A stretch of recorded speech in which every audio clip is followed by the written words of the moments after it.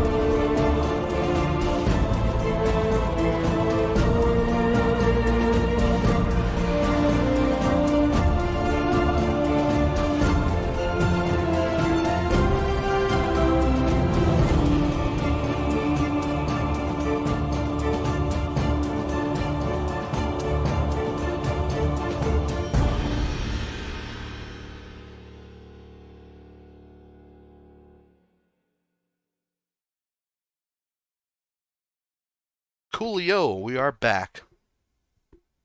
Say hi, everyone. Oh. Greetings. That's just our German Shepherd. Don't worry about him. I'm going to suplex you through the floor. I have 8 strength. I'll do it though. I have a -1 modifier to my strength. Me laughing in 22 strength. That's not saying hi. You had one job. Sorry, hi, hello, we're not good at this. I meant Falkan, or rather, Spacey didn't do hi. But yeah, no, there's no space anymore. Now it's only, Drachdarin, Falkan, and Kolarys. Goodbye! For the next 4 hours. So, time for some recapitulation of what has happened last time in Conquerors of Nolyn, episode 24. Lovely number. A lot has happened. These people here, these 3 dragonborns, rowdy as they are, they did a lot of stuff, mostly healing, because they had taken a shitload of damage from a... what was it called again? A transmutation rain, which got them badly injured and also nearly broke some of their equipment. but they seem to be mostly okay now. However, their squires were not, or rather, Kolarys' squires were not. They had to be taken hurriedly to the city over Tide to get treated. And in doing so, lots of other shenanigans happen where, upon arriving in the town of Tide, they were looking for a tavern to place their two unconscious followers into. They got into a little bit of a ruckus with one of the local nobles, quote unquote. They're not quite nobles, but they're like high class citizens, so they think themselves nobles. But that's pre-nobility for you all. Falkan got in trouble, and this time he didn't start it because I looked back at what actually happened, and it was not Falkan who started it, but it was Kolarys who wanted to show off his wizard to some other wizardly types. And then in this little show off, they got Falkan to go over in a river and start causing a fuss. Which he did because he fell under the effects of a suggestion spell, and then while tossing in the river, he had a revelation. A pang of a distant memory came back to him at once and reminded him partially of a big part of his past and a reason for him having done most of what he has done.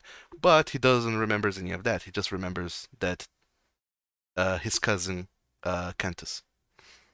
It was then Kolarys who remembered the entirety else of what Cantus had done and caused the lives of these two to become. As they went over to another tavern to rest because they didn't want to stay in the rich part of town tavern, which does not have a name, so please don't ask. They then met a young dragonborn by the name of Jope, who asked them to buy a drink for him, because apparently he's a minor and cannot buy drinks himself. And in doing so, they struck up a conversation and learned that his father had gone missing, and he asked them to help looking for his father, which Falkan, for some reason, agreed to. And we got a little bit more of insight into this crazy boy's personality. Then, the night went by.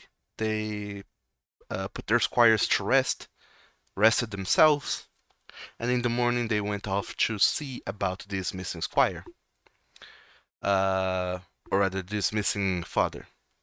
They walked all the way over to a jungle temple, or rather, not a jungle temple, a temple in the middle of a foresty, grassy, wet area-ish, close to the big lake, and they figure out it was a temple to Irgdebrum, the god of storms, or not a god yet. Sorry, I'm still getting mixed up with past and future.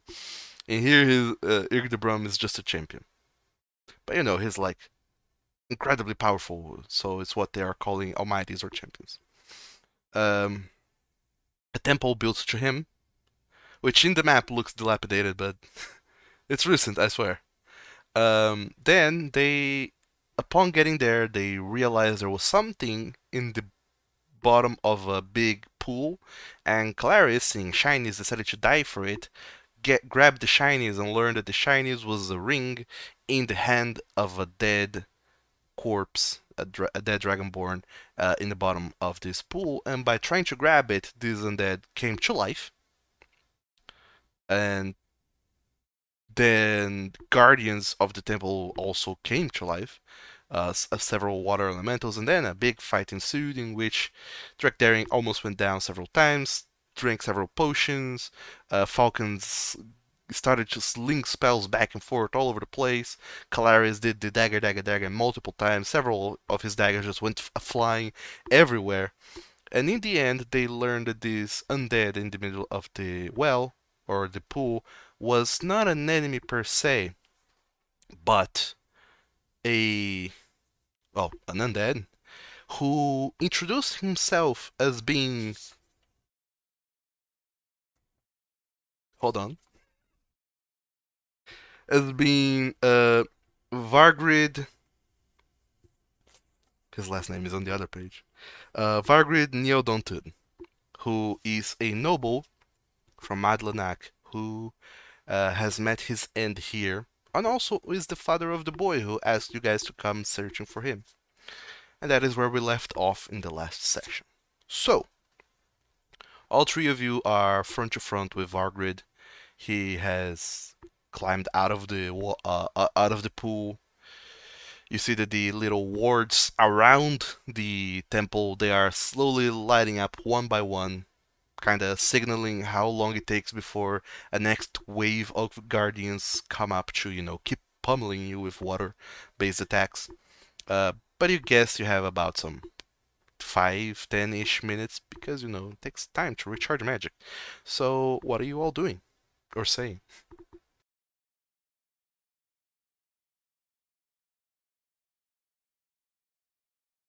Do you two know who this is?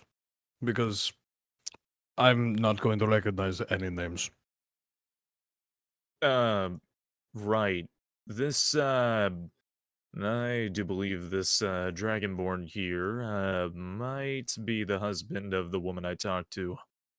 Oh, wonderful. Yeah, is that kid's father. Yeah, that's good. We actually succeeded. That being said, there are intimidating-looking statues that are all lighting up, and I don't know about you, but I'm a little spent. You seem to be drenched in your own juices and fluids, so we should probably, all four of us get out of here. Yeah, considering they were made of water, this is all my blood for once, actually. Yeah. Oh, wow, that's all your blood? That's well, not all of it, most of it. I'm going to go loot that guy we killed, just real quick, if you don't mind. I'm gonna go investigate that corpse. You just want that trident. I can see it from here. Hey, don't judge.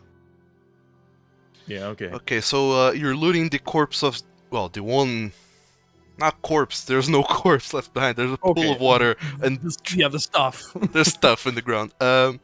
Sure, you find there a trident that is emanating with magic, you have to identify it though, and a full plate of armor, or a full plate armor set. Neat. I will take it. Sure. It's going right in the bag of holding. Sure. It's going right in the bag of holding. Alright, you just pop it open and start stuffing things in. The plate is a little bit too big to go in all at once, but thankfully the body which was inhabiting it previously is no longer there, so you just kind of pick the pieces apart, just undo some straps real quick and just start tossing them into the bag. It's much easier to do all of the things and also the helmet, and then yeah, you put it all there. Okay. I'll address our undead noble. You were wondering who went for the ring. That was me.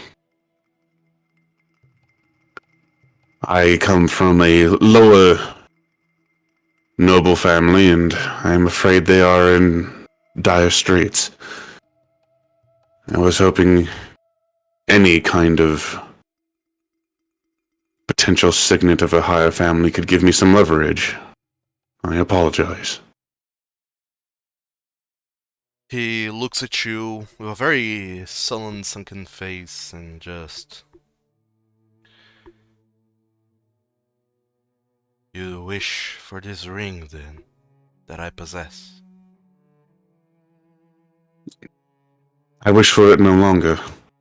I wish for it to go to your family who still lives. He just looks down at his hands. He just slowly starts to kind of shimmy back and forth the ring out of his finger, takes it out, then hands it to you. You can deliver it to my family. On my honor as a Rev, I will. I have no wish of seeing them as I stand. But should we tell your wife then that you are dead? Yes. Tell her that I have died. Whether or not you choose to tell her that I have been murdered, that is up to you.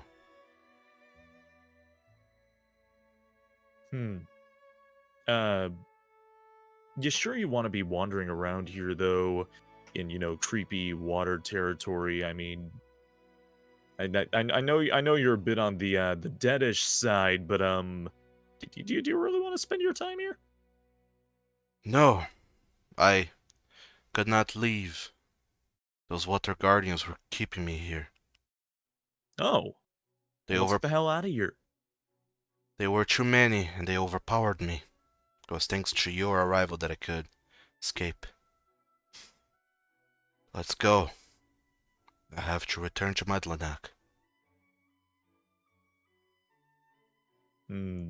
All right. Yeah, let's start going then. We need to leave before those runes activate again. Agreed. I am not going to live through another fight like that. It's just one more wave of the damned. You sure can't handle that. You know, in my experience, no. Oh, And he just walks to the front door. Sure, there's no doors, but okay, you just go. The front opening area, whatever, out the exit. You go back to the road, and then all four of you go. Actually, it is five. Huh? For once, I didn't get that wrong. Counts. He absolutely Hey. does. MVP of the last fight. All five of you go through the road. And just as you get out of the threshold of the little temple, you see that the last ward glows up. And then instead of, glowing with a reddish color, they all just kind of settle down back in their place. You see that the pool of water that was over there seems to slip to the side faster than, puddles of water usually do. Almost as if it is returning to its local body of water. And as it sinks back into there, all five of you just go back into the road and start making your way back to Tide. So, is there any matters you would like to discuss on your journey back? Yeah, that lady you mentioned, if you don't mind telling us, sir.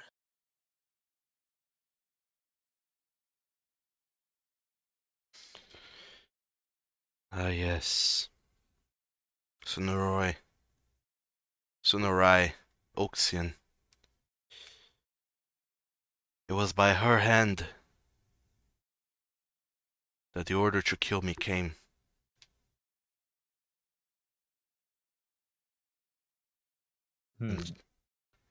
And I will not stop until I see her dead. I feel a pain deep within me. Not physical, but in my soul. As if it wants to be free, to pass on. But I'm tied to this mortal plane. Can't leave until she lies dead. Do you know where we can find her? I sense that she is in Madlanach, where she has always been. Hmm. And you just plan to go there and kill her in broad daylight. I would if I could. But I cannot. You three Yeah. seem very capable. I would ask that you help me in this endeavor. I suppose I killing- wouldn't mind. Well, hold on. Hmm. One step back, please. You want us to help you kill presumably a fairly well-known noble. Doesn't that seem a little extremely illegal? to anybody else. She's not a noble. She's a Oh, murderer. she's not. Oh, well, okay. Fair point. Were she innocent, I would not have come back for revenge. Yeah, that makes sense. I think. But she killed other people besides you. Several. I don't know of them, but I know that this woman is dangerous. She plays politics through deception and trickery.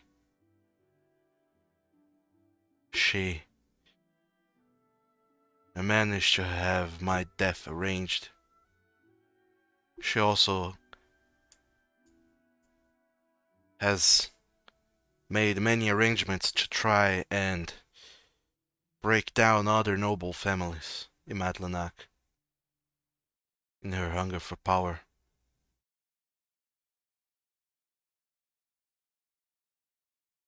So it sounds like we'd be doing a lot of people a favor if she was just gone. Yes. This world will be a better place once she lies dead on the ground. Morbid, but sure. We're morally ambiguous enough anyways. Yeah, I suppose.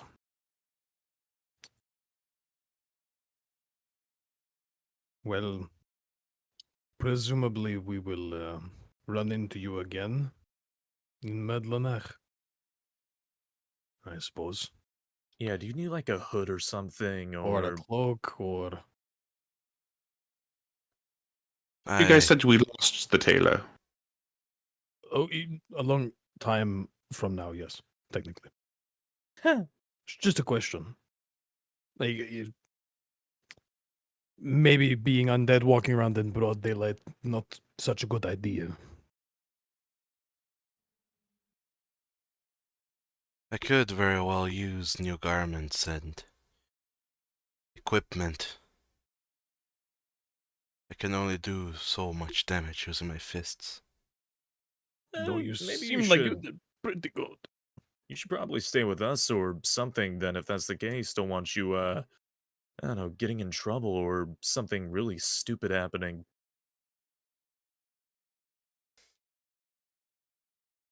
I do have a spare short sword I'm not using.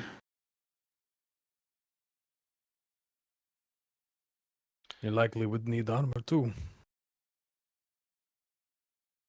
I have these ladders I was murdering. Could use more durable weapon if I'm going to kill Sonorai. I could also use a short sword. Better than fighting empty-handed. I'll go ahead and offer him my short sword. Sure, take it off of your inventory, but remember that, yeah, it exists, just in case, we need to do a little bit of back and forth through inventory that No. you guys can't quite see. So yeah, Vargrid now has a short sword, and are you guys giving him anything else? Yeah, I could teach him magic, but that would take a few years. Do you want this plate armor? Are you giving him a plate armor? I mean, otherwise I'm going to have to break down my chainmail to get the stuff that I added onto it and then put it on the plate mail. I've broken enough blacksmiths for one day, probably. For 1 week even. Yeah. Sure, if I'll give him the plate for now. Alright, He may yeah. have it. Fair enough. He will then go and get a plate armor, which will fucking bump up his AC from allows it 13 all the way up to a how do I hold up, Foundry? Get out of here, leather armor. I want plate armor. Upgrade at 13 to an 18. Heck yeah. Now his tanky boy is actually very tanky because he has a shitload of HP and he regenerates every turn. So yeah. He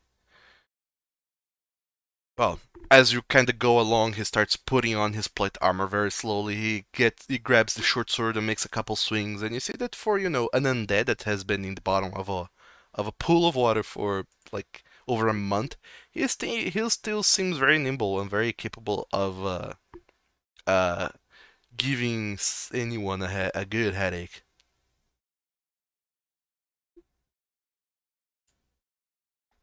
So, yeah.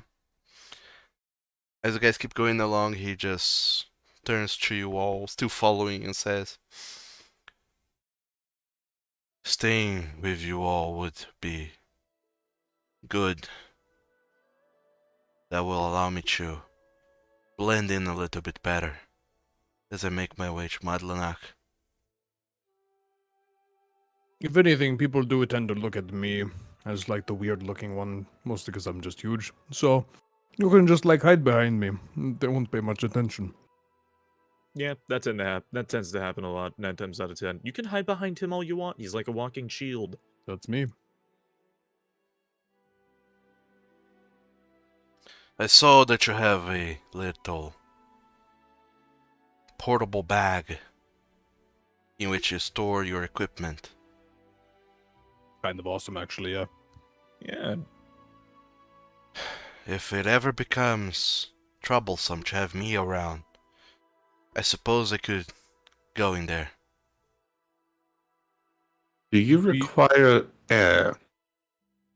Clearly not. I have been on the bottom of a pool of water. Kind of undone there, Kolarys. Oh. I mean, if you want to float around the transdimensional sack, I mean, you can. It's actually kind of a fun idea. It'd be really No. good for ambush. No, it's not. Actually, you know what that reminds me? And specifically jumps up to grab Drax's horn, and then while falling down, grabs Kolarys' horn and drags them both down to eye level. What? No running off without me. No diving into the bottom of a lake for random bits of treasure. Okay? I walked 10 feet. What is You your walked 10 problem? feet and you almost died. You see those magic statues and stuff like that? Yeah, we examined the area first, and you just... Don't do that again. Kolarys? Falkan, it almost sounds like you care. Emphasis on requiring a meat shield, and then immediately letting go of the horns, whether their balance dictates they can stand up after that or not. Don't do that, please. You'll scuff them. Scuff them.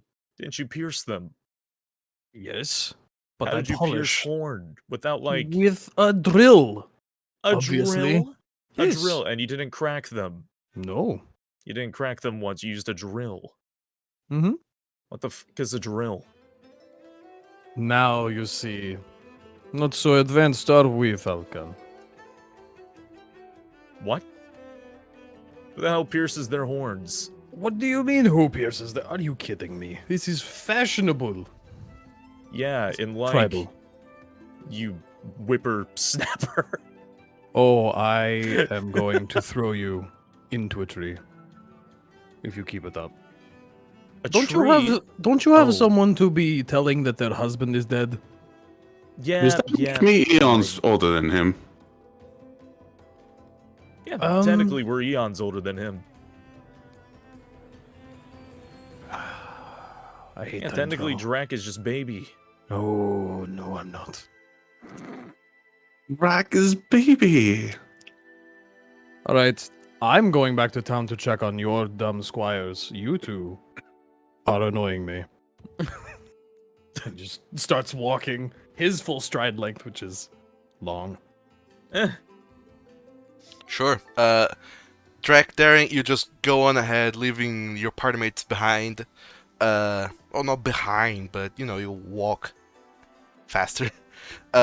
All three of them are left behind: Falkan, Kolarys, and Vargrid, who finishes putting on his armor, takes the helmet from the water elemental, tries to put it on, kind of doesn't quite fit, because, different kinds of heads.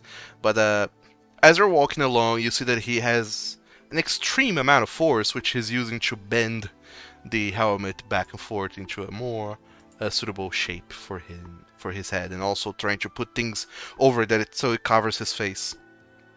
Oh, shoot. I'd like to see arm wrestle Drac at some point. That will get me no closer to getting Sunarai killed. Yeah, you gotta learn to relax just a little bit at least. Don't worry, we will look for her, but... I know it's a little bit of an ironic statement, but you gotta live just a little bit. I find it impossible to live. Every moment that she goes on living, I feel like my insides are being torn apart. The flames are burning me from inside out. And that everything that I have ever felt is nothing but dread and horror. This is not living. This is torture. Alright, we'll just hurry up along so you can not feel like the fiery infernos are inside your bosom. We'll just get that all situated. I would prefer if we didn't do anything that don't get us allies to take her down. And then he just looks dead ahead, 1,000-yard stares, and just keeps going.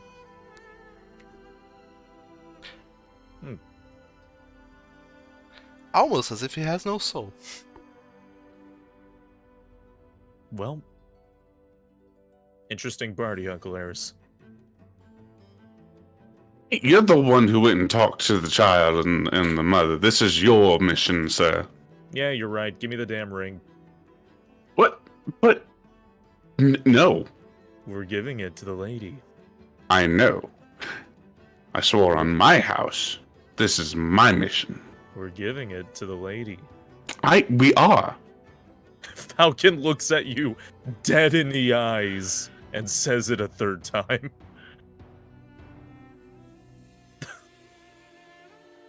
Why are you so intense? I'm just making sure that you know.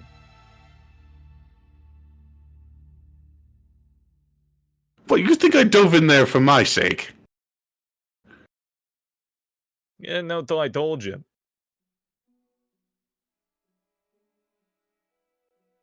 I didn't tell you till after. What do you mean you didn't die for your own sake? Well, do you know how much Drac is spent at the blacksmiths? Do you know? You can go ask mommy and daddy for money later. Okay? I don't have that much. It's not that, that... In the future, we spent a lot of money. A whole 350 gold on spell scrolls. How dare you? Oh yeah. You know what that let me do? I assume go back and forward in time. Cast illusory script. It does nothing but allows me to write things in other languages. I paid money to read so that I could write things that could only be read by me. Why? Because you will never understand me.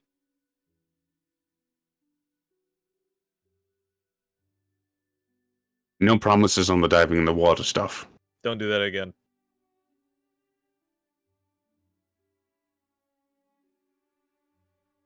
And just immediately turns and starts walking. Sure. What a weird hill you chose to die on, but sure.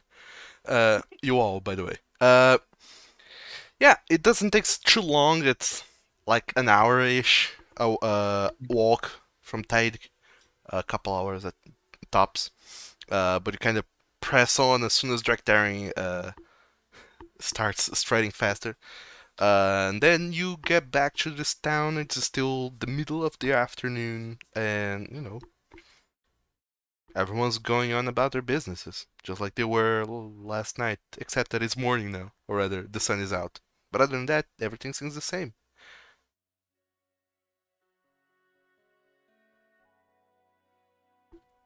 I assume you're going to the lady's house, right? Oh, yeah. Are all three of you going, or are you going back to the tavern, Drake? Eventually, Drac would stop and go, wait, I don't know where actually we're supposed to be going. And then just wait for Falcon to come walking up. And then follow behind Kolarys afterwards. Sure. So yeah, I mean, I've got the ring, so I'm going.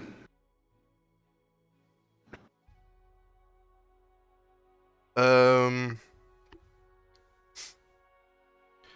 you, as you start to approach, you see that Vargrid, he stays at the threshold of the town. He seems reluctant to walk among the living,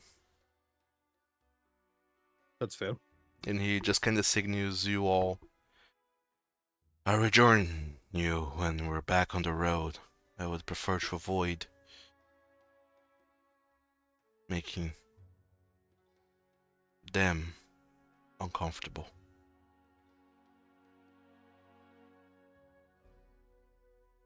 And then Understandable. he just turns around and starts going around the village to sort of a little vantage point nearby where he can try and keep an eye on you guys. Impatiently waiting. So all three of you find easily enough the house of the lady. It's by the river-ish, close to the tavern.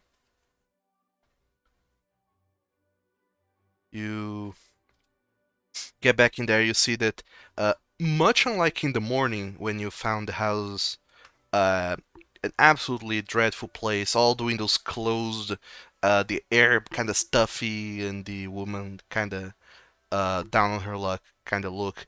Now the windows are open. She doesn't seem like great or anything, but she seems a little bit more lively. And as soon as she sees the three of you approaching, she goes to say hi or kind of greet you, but then she sees Drachdarin, who's a complete stranger to her, and she just stops in her tracks and just looks kind of confused, but also intimidated.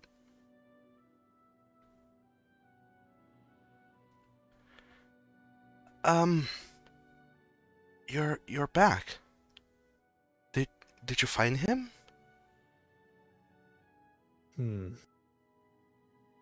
Oh, I kneel before her and offer the ring. you see that she takes both her hands to her face, kind of shakes her head a little bit, and very slowly reaches for the ring. She grabs it and looks at it. And she's you see that she's trying really hard to stifle uh tears and a sob, and she thank, thank you. Where where was he?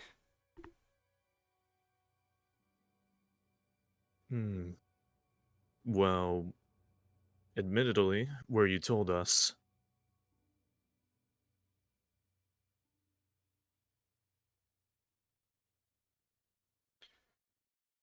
How did it happen?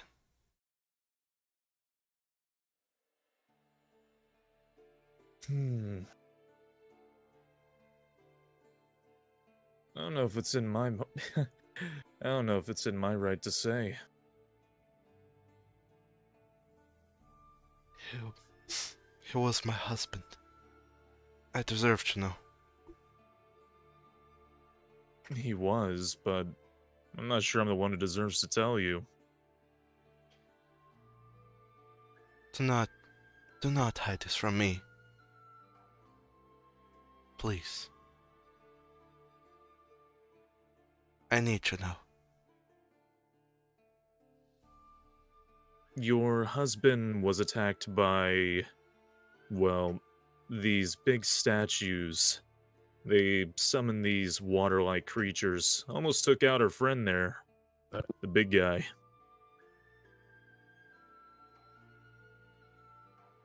We were able to reclaim this ring, so we thought you deserved to have it.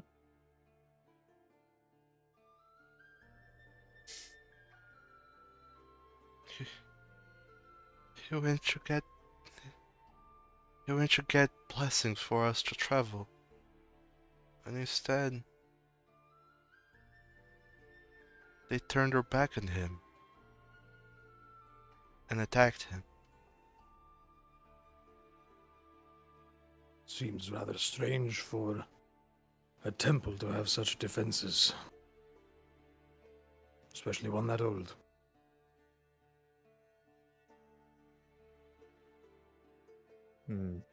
We're looking into it now, but we will have more answers for you in time. She nods, says, "You're saying this. Alright. How much of a time would that be?" Well, we're not planning on leaving for a few days anyways. We've got 2 guys holed up that are recovering after a, admittedly pretty rough, really rough happenstance with some hostile rain, so, we'll be here for a while.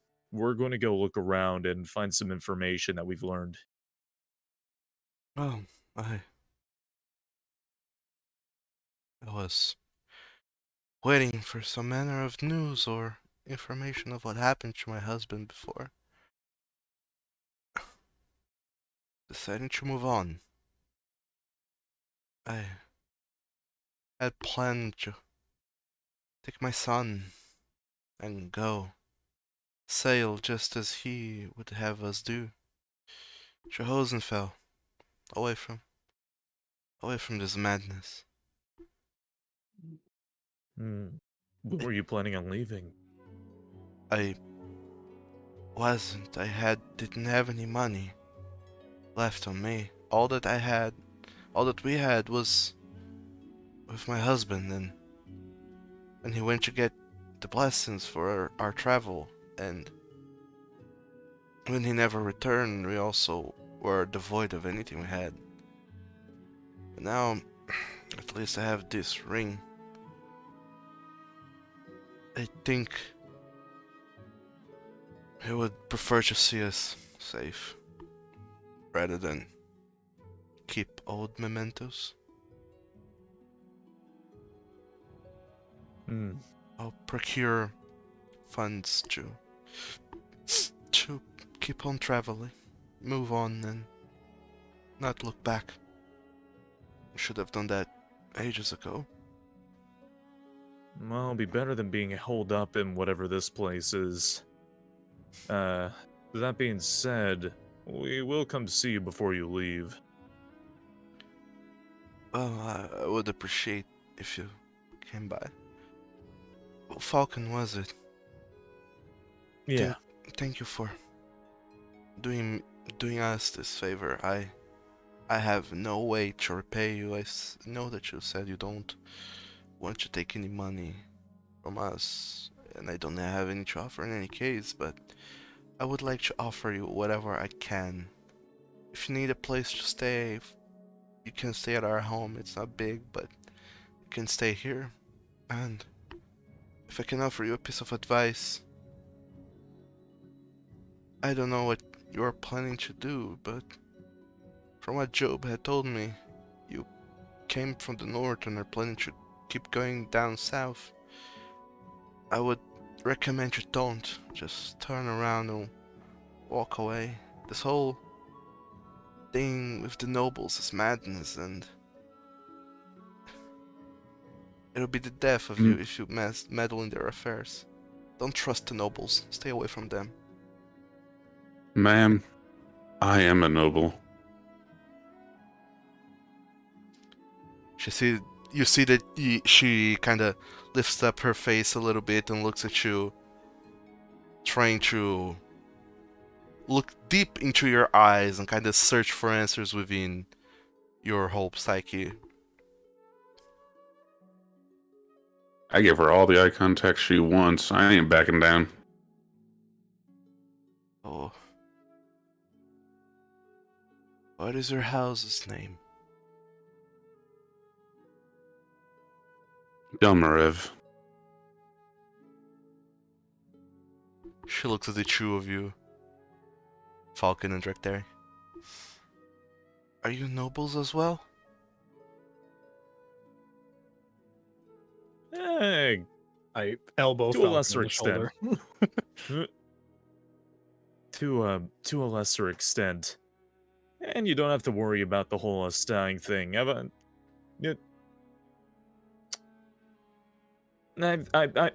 had worse happen. It'll be fine. What is your house's name, Falkan? Cool.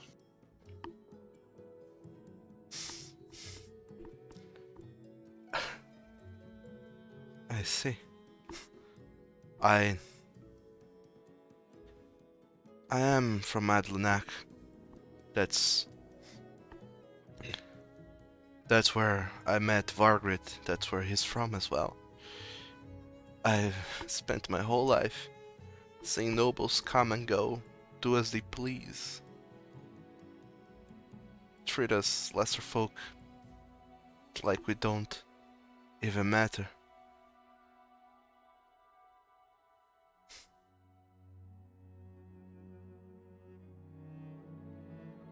I don't mean to sound ungrateful, but now that I look at you, I seem to remember your face is walking around us, not giving a care in the world for us, lesser folk, just going on about your noble errands, your academies, your diplomatic missions. There's people beneath your boots, you know. People who don't have what they need, don't have what they want. People that suffer day and night. People that deserve a chance that you're not giving them. People that want things to be better. But you are so focused on being nobles that you're forgetting to be people. Yes. I feel that you're different. In some way better than the other ones. The nobles from those lands. I doubt that it'll come too much, but this whole nobility thing, it has to end.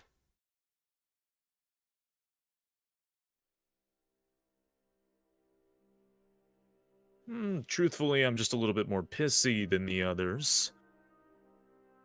And to be honest, I've never really done too much along the lines of, what's the word? No, I don't have the words to say. What I mean is, I don't really give too much of a rat's ass when it involves living the high life. Hell, I just spent 2,000 years or however the hell much I've been doing absolutely nothing with my time but laying on damn ground. So if I had to say anything about the matter, it's that I really don't care too much about nobles or anything like that. I think people should pick fights with, people who can be picked fights with. I see absolutely no point in... Sorry, it's hard for me to find the words. Drac, do you have any kinder way of saying this? I see no point in, fighting people of, lower income or class or anything like that. What my most auspicious friend is trying to say is that he believes in the equality of people. Oh, Both, yeah, that word. both in, pick your fights with people who, you know, are your size kind of thing. But I will say I am no noble. In fact, probably in nobility's eyes, I am just dirt as well. I'm from a tribe far away from here. I kill people for money. And I don't give a shit about nobility either. So, Worried these that we two, common folk could also just spend however many years it is just laying down on the ground. But we can't. We have to fight, and we also don't get to have the privilege of choosing who we fight. We don't pick fights. Fights are picked for us, and we have to fight them every day with horrible disadvantages. Yeah, that sounds about right. You know, along the lines of, you know, what I've had to been doing. You know what I mean? Laying on the ground, I mean more of like a metaphor. No, damn, I can't really talk about anything. This sucks, Drac. This sucks. it's okay, buddy, it's okay. This You're sucks. not good at the whole interpersonal thing. It's understandable, really. I hate everything. Yes, I know. Ma'am, we are extremely sorry for your loss. How much is it that you need to leave this place? Don't worry about that. I'll figure it out. At least I have my son. And we are rock bottom. Things can't get any worse. We'll find a way to climb up. Thank you for your help. The offer still stands, by the way. If you need a place to stay, my doors are open to the three of you. Noble or not, you did help us. That could be nice. It is very kind of you, ma'am. We have much that we should be doing, though. Let's leave it in peace. It's not kind of me, necessarily. I might be a peasant, but my husband, Vargrid, he was a noble. His house, Neodontud, is the second biggest house in Madlanach. Bigger than the Dukuls and the Delmirevs.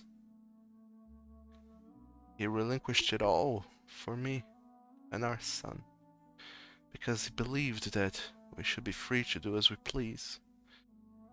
That man had a heart of gold. It was the sunshine of my life. Sounds like he was a very, very smart man. You speak of being trudged underneath. Your higher house. If my family survives this, the nobles can burn in hell for all I care. You're not the only one struggling to survive. Keep the ring, think what you will. I've got squires to look after. And I leave the room. Didn't they say we could, you know, rest here? We also have rooms at the tavern, Spacey. Yeah. Well, who's Spacey? Good question, Falcon. Who's Spacey? I've never. You know, brain only works so good when you have 10 intelligence. Well, less that, you know, your intelligence is average, and more so that, you know, you've been pummeled in the head time and time again. A lot. You're still a little bit dizzy and confused. I think I have a concussion, actually. Did you prestidigitation the blood off him, or is he still dripping?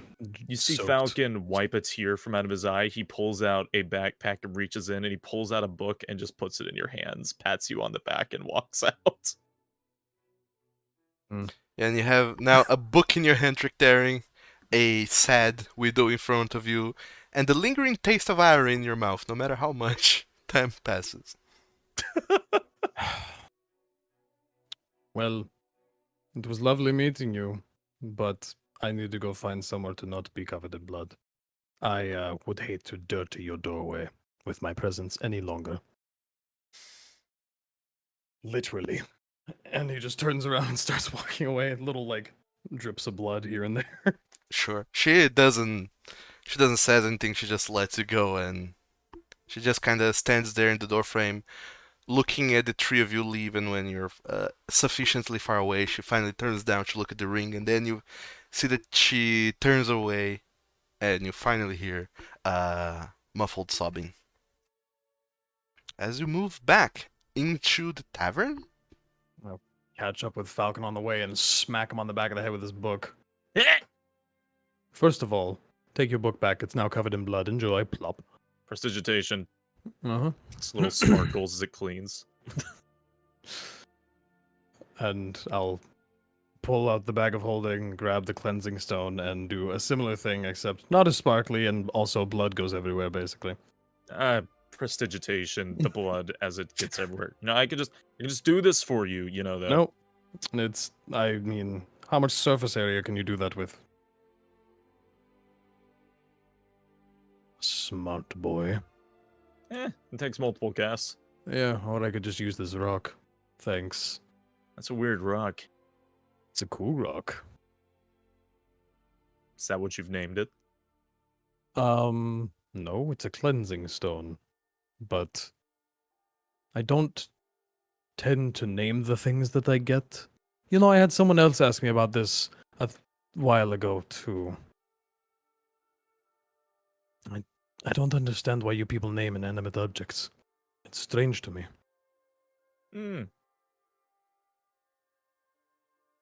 Don't listen to him, Staffy. Random. My staff. Does your axe not have a title? Why would my blade need a title? Is that... Do you do it too? What's do your you- sword's name? Endless hope. Why do you people do this? I don't get it. The sign of my family. It's very breakable. I'll break it over your head. I would love to see you try. technically, so are people. He's right, you know. I mean, technically this thing's called the Staff of Erupting Earth. I don't know if I'm allowed to name it if it's already been named. It kind of goes against naming conventions. Does it though? If Yeah, you kinda. own something, you can kind of name it whatever you want, can't you? No, that's disrespectful to the wizards who made it. Fair. That's why Well- we call it like Mordenkainen's Faithful Watchdog or fucking big circular oval of Sir Lickington. Oh, mm-hmm. Yeah, that Your, thing. your vast knowledge continues to impress everyone in the area. Thank you. So, I had this thought of whenever you guys went to another tavern or went to talk to another NPC, I would ask you guys for the name. But I'm starting to regret that idea. Are we staying in town or leaving? Actually, we have to wait like another day or two, don't we? Your poor boys, Yeah. they're so sadly hurt. As soon as you get into the tavern, you see that both Pent and Cole are standing on their feet. As soon as they hear the footsteps of you guys approaching, you see the rustling of the bed creaking. And when you enter the room, both of them are standing up, and they say, "We're ready to go, sire, lord." Oh, But you see that they're kind of shaking and wobbly, and they're still hurt. You can see several bruises all over their bodies. They're not in good conditions, but they are making an effort to not be a burden to you all. we're I'm pulling the resting another beds. day. Sleep now. No arguing. Sleep. But my lord, No arguing. make an intimidation check, Kolarys. Oh, these An poor boys. intimidation check. Gosh. Yeah, you're ordering people. I'm sure you're so good at that. Yeah, didn't you put all your all your points into charisma? Oh. No, intelligence is my spell modifier. Fair. Yeah, you forget you're a rogue, and your biggest thing is dexterity. But sure. Um, you order them to sleep, and they look at each other. They seem to. They nod, saying, "All right, sir, my lord. We have just slept. We'll try to, but is there anything we can do for you, my lord? Other than sleep, that is, my lord."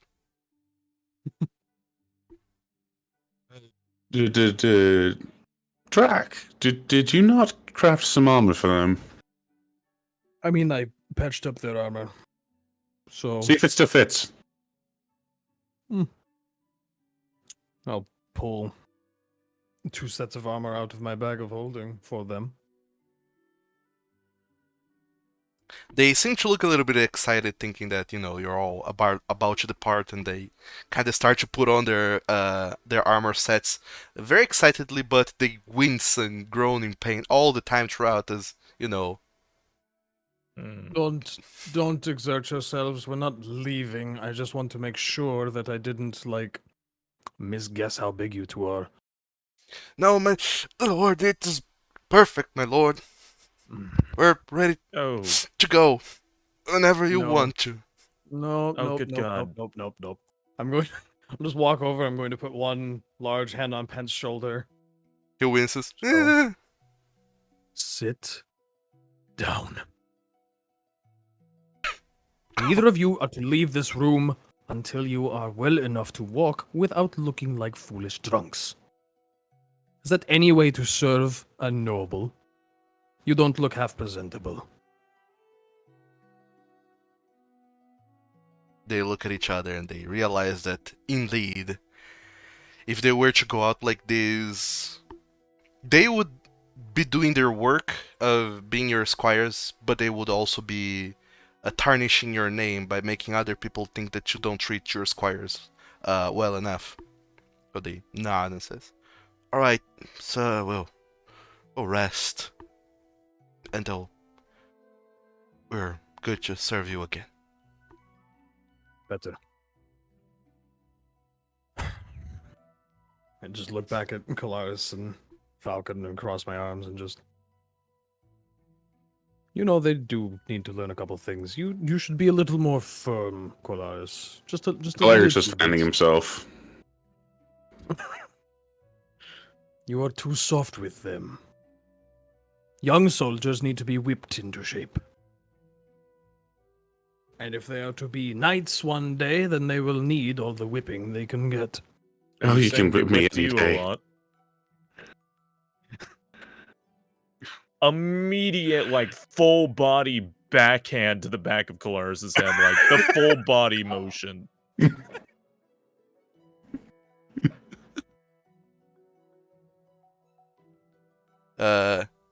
As soon as you do that, Falcon, you see that the squires, they look incredibly conflicted about going up to assist their lord, but also staying in bed as they've been ordered. But you see that they have a small instinct of trying to reach for weapons or kind of trying to stand up to defend the honor of their lord. You both are very adorable, but lay down and shut up. Come on, boys, let's go have something to drink. Try to dodge that. I totally deserve it. I'll grab Kolarys' shoulder in one hand and Falcon in the other and just push them toward the door. Come on. Sure, you guys Slam the door. You guys go out back into town, and yeah, it's still about 3:30 in the afternoon. The day is young, and there's a lot of things you can still do if you want to try and do anything. So what are you guys up to?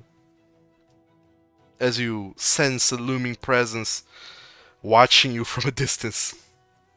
It's as if he is boring holes through my soul from long range.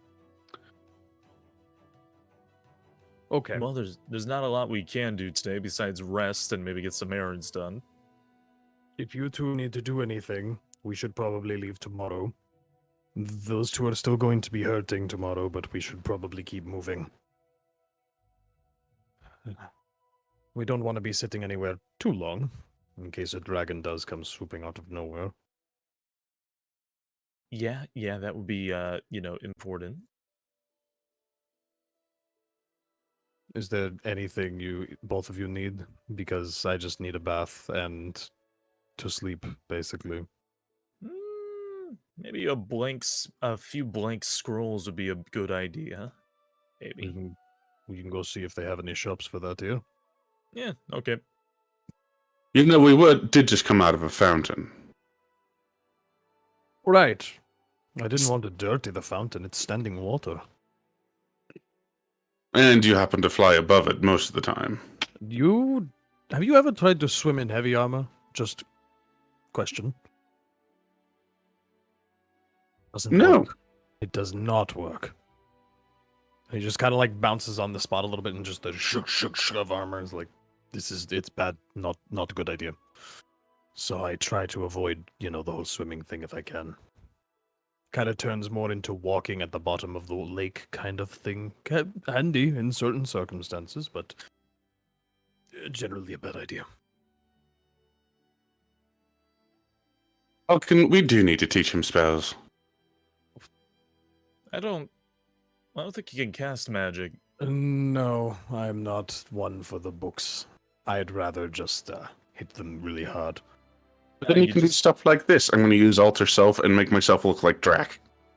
But like a shorter version. Yeah, you look like a. Oh, that's true. You can alter self. I can change my height with change appearance. That's true. You can Alter Self. you can change your height up to 2 feet, which gets you quite close to Drac, but not quite there yet. So it is a smaller Drac. Just slightly. Yeah, like a few inches smaller Drac. And it's always a little bit weird because you have to look up to look at Drac's face, and that makes your version of Drac kind of look up into the sky above Drax's head. Okay. First of all, weird. Second of all, I kind of look good. Hey, you know what the even better part about magic is? You can make nuisances disappear, and I make Kolarys invisible by tapping him. You two should have a traveling show. You're both absolute fools. Eh? Look, I'm Drac. I'm big and invisible. I literally can't see where you are. I don't.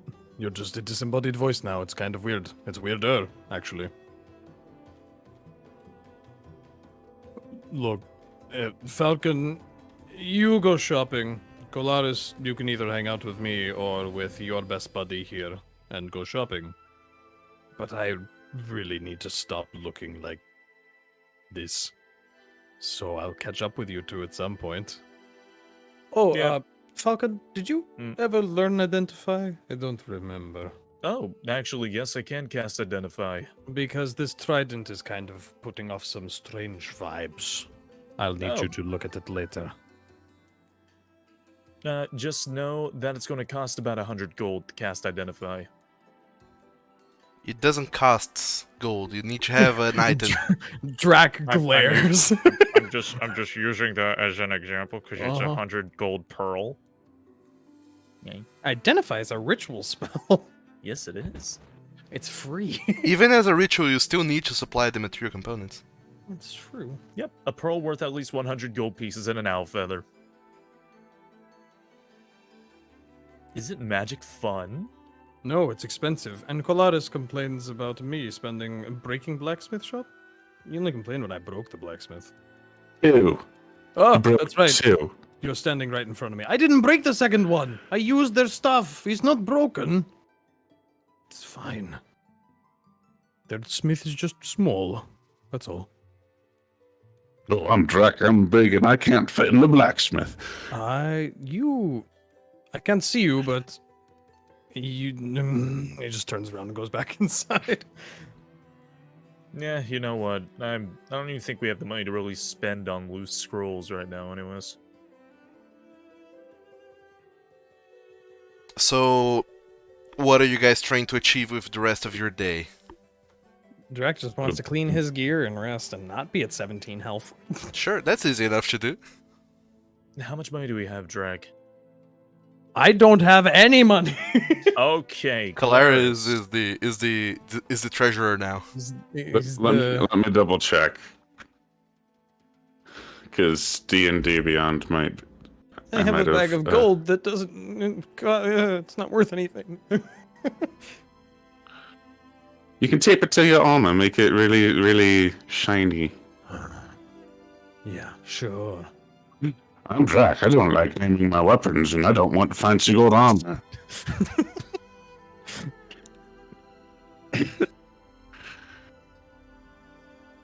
I think I have 14. Where is my money on D&D? 14. We only have 14 gold pieces, and this inn is going to cost us more. Okay, yeah, it's going to cost like 15 gold, so... Says Foundry that you have 18 gold pieces. That's why I was double checking D&D because of that one session. But you didn't get any money on that session, I don't think. We spent money that session. Oh, yeah. A little money. True, you did spend money, so yeah, you have 14. You are right, look at you. Bookkeeping. What a guy.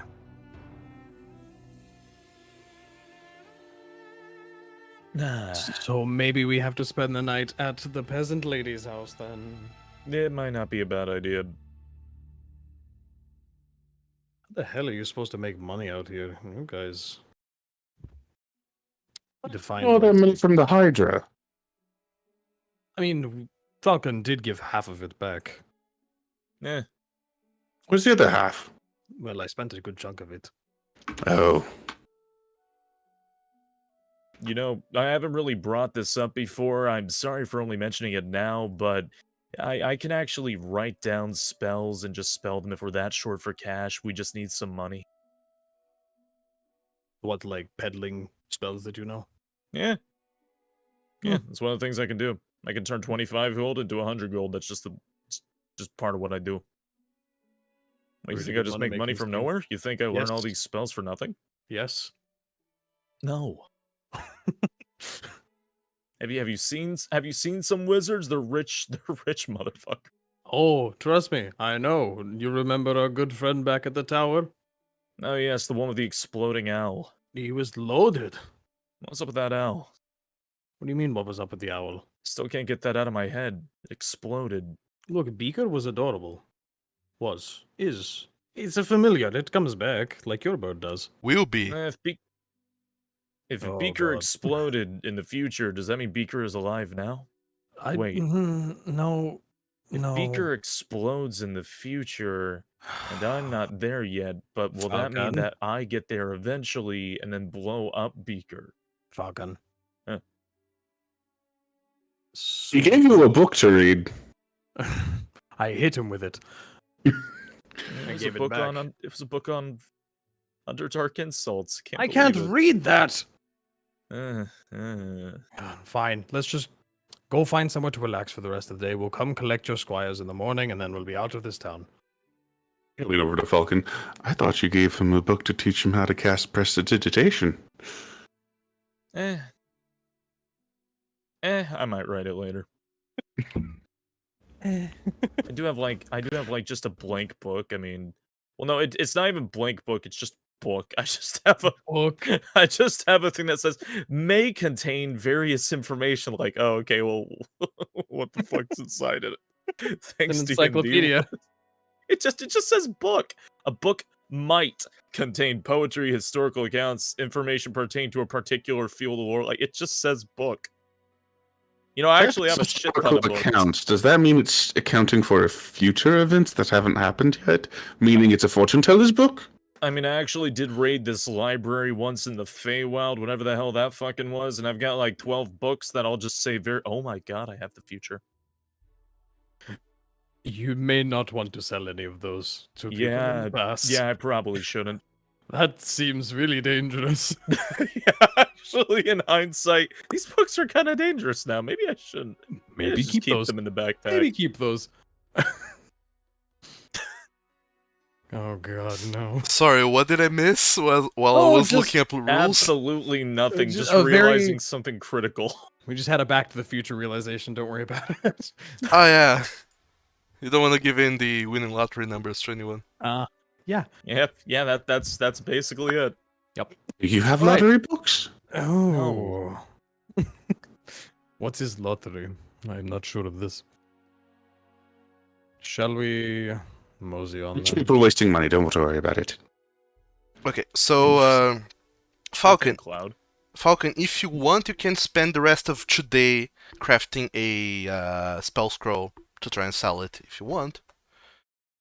And yeah, I'll give you, even though it's like much later in the day, I'll still count it as a work day if you want to get started working on a spell scroll. I don't really have the money to do that, unfortunately. Technically, I have the money for a cantrip. I could do a cantrip. We could sell a cantrip. That's pretty sad, but money's money. I mean, it's like cantrips like 50 to 100 gold. I mean, we can turn it into more gold. I mean, you can, because it costs 15 gold pieces to make a cantrip, but if you succeed at a crafting check, I'll have the price even further to 7.5. Yeah, okay, sure. Why not? Let's do that. I'll make a cantrip of the spell prestidigitation. Since it's a cantrip, you're making this spell scroll mostly for non-spellcasters to read through, cast it whenever they need. Those who can't afford like a cleansing stone, like the one you guys have, or people who are trying to get started into spellcrafting. They start with cantrips, and cantrips have got to come from somewhere. So yeah, you are going to try and craft a prestidigitation cantrip spell scroll. So, fuck me. Do you have a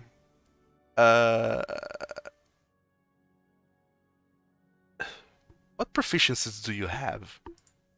I do have proficiency in Arcana. No, I mean tools-wise. Only a musical instrument. Tools? Yeah, I was gonna give you like expertise if you had proficiency in scribing kit, like a calligraphy kit or something. But- Scribing kit. But I see now that you already have expertise in Arcana somehow. I not only have expertise or what is it called? Is Is it expertise if you have double? Yes. Okay. How do you have that, by the way? I'm just curious. Oh, good heavenly God! Now I gotta remember things from ages ago. Because it's been a while. I know. It was Oh, good God! Time to go through all my stuff. Here we go. Here we go. Wizards, they're complicated. Spellcasting ability, ritual casting, spellcasting focus, arcane recovery, arcane tradition, ability score improvement, spell mastery. Table of the wizard, ability score improvement, intelligence, wisdom, truth, from arcane history, insight, intelligence, medicine, religion. And then I think. Oh wait, no, didn't you have I think it was optional intellect rules that you also had that you told me. Oh, you yeah. start. We had We have a high enough int. yeah, we had bullshit homebrew rules, so I gave you expertise in Arcana. Sure. Yeah, there Sure. it is. Yeah. That's why I have the random tool proficiency and all that. Mhm. Actually, oh yeah, no, you didn't get proficiencies in tools from your background. You got languages. Oh, it was languages. Okay. Because normally backgrounds give you like a tool proficiency, two tools proficiencies, or proficiencies in languages. So I imagine that librarian, sage, whichever one it was, gave you proficiency in languages. Yay, intellect buffs. Homebrew will do it when Wizards of the Coast won't. Hey. So yeah, you have proficiency in Arcana, so you don't get any bonuses from having a calligraphy kit. I would give you some if you had, but like a +2 or something, or an extra D4 to your roll. But since you don't, it's gonna be only an Arcana check. Thankfully, you have a +11 to this. You cannot fail. You literally cannot fail. Because the DC for crafting a cantrip, I've just decided is 10, so you cannot fail. But just Hey. in case you roll a 1, roll for it. Wow, Does a 30 hit? Heck yeah, 30 works. You do craft a cantrip spell scroll, it only costs you 7 crowns. All right, I'm gonna go sell it immediately. However, because it's a cantrip, you can sell it for 30 gold, for 30 crowns. money. 30 crowns? Because Oh, okay. the cost for crafting it is 15, but you sell it for double, which would be 30. But because you succeeded your crafting check, I have the thing. Oh, okay. I was looking at the spell table list for magic crafting, and they were listed under common, uncommon, rare, very rare, or legendary, yada yada. What? Yeah, common, uncommon, rare, very rare, or legendary. 50 to 100, 101 to 500, 501 to 5,000, 5,001 to 5,000. Oh no! Heck no! I'm looking way further down into describing a spell scroll. There's a whole section on this. Across multiple books, mind you. Indeed. Yeah. This is from the same book, I believe. It's from Xanatar's. Oh no! You're looking at the DMG. No, the DMG is worthless as far as crafting goes. You should be using the Xanatar's. It has costs for scribing spell scrolls. Adam. Really roasting the DMG right now. I mean, they did write the DMG, and then less than a year later, they write a book that, like, overwrites the DMG or huge portions of it. It's true. It's That so, is what they it's do, so though. funny. I hate it so much. Can't wait until 2024. Here we go. And besides, even though they fixed it, like, with Xanatar's, crafting is still bullshit.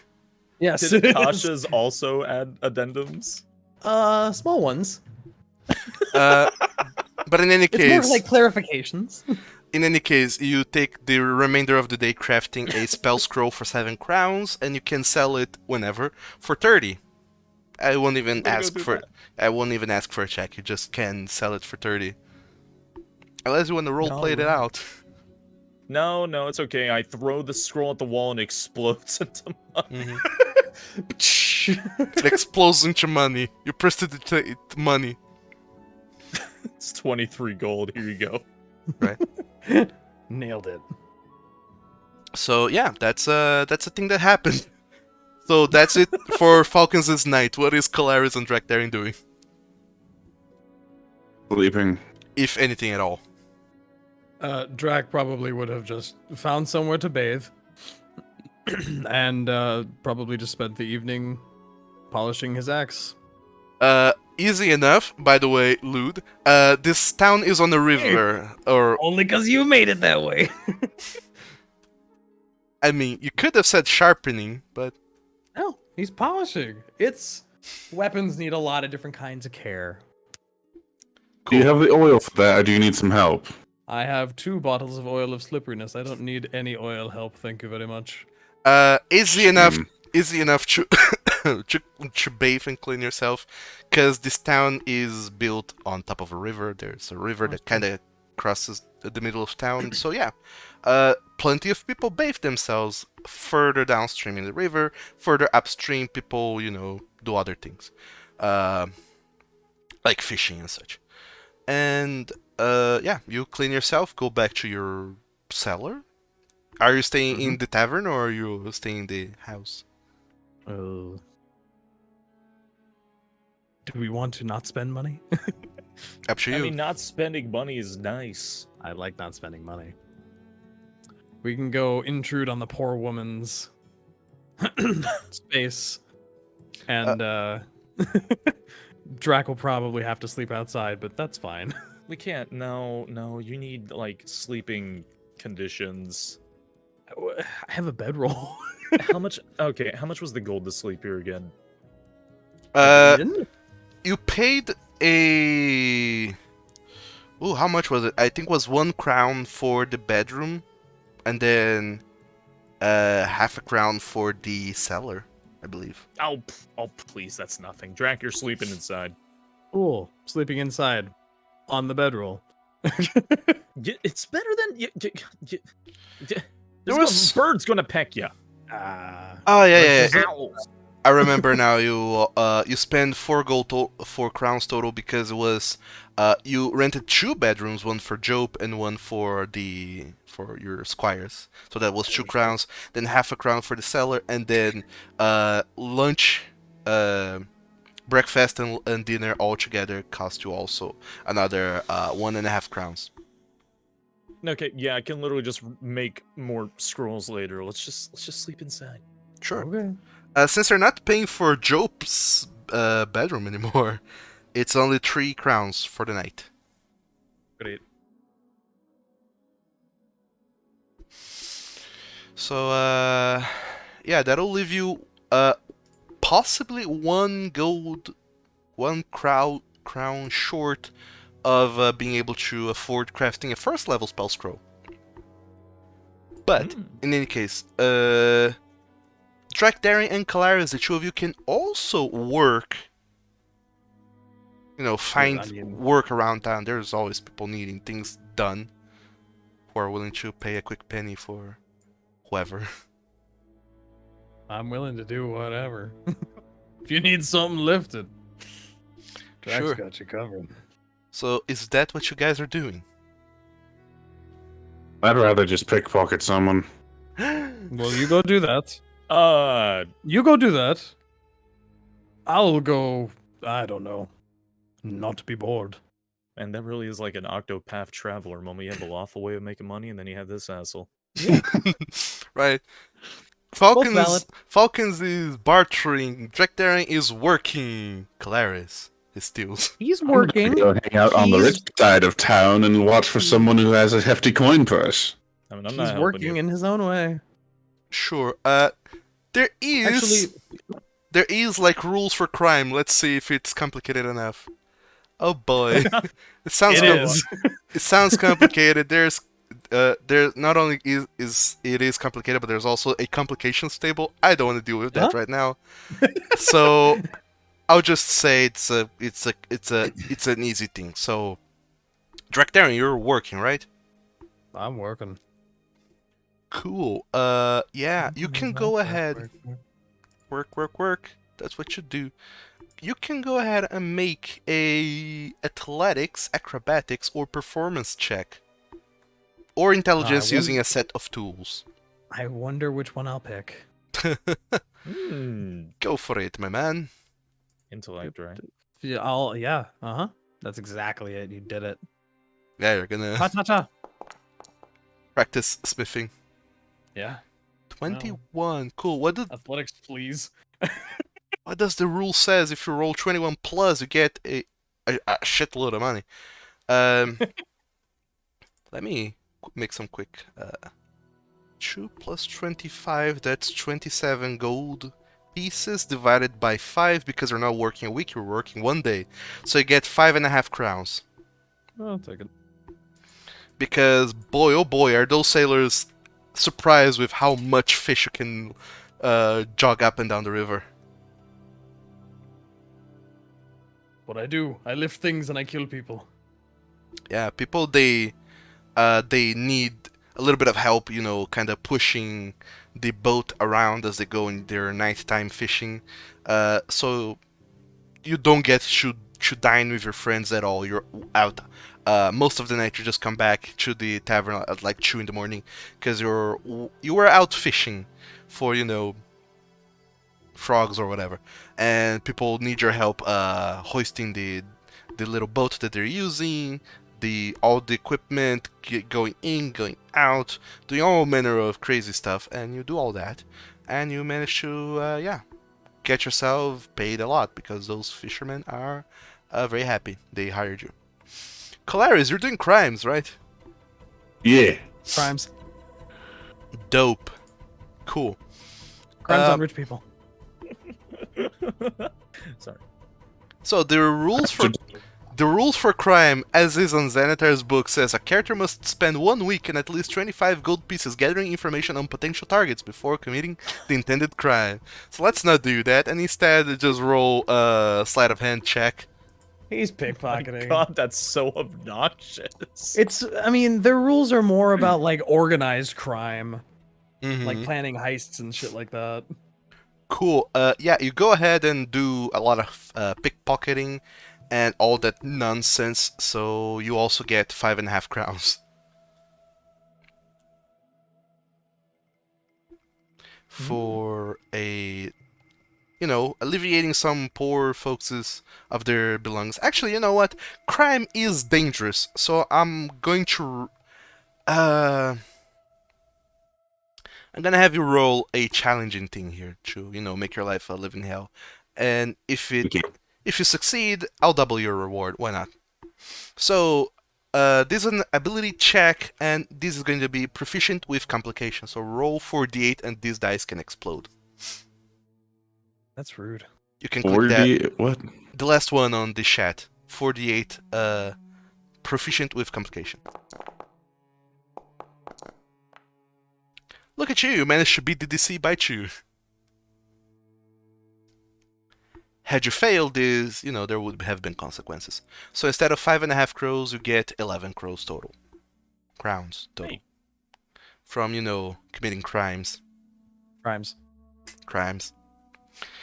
Yeah, that's the first night, the second night that you guys are spending Tide doing crimes and all that nice jazz. Thankfully nobody sees you, Kolarys, doing, unspeakable deeds.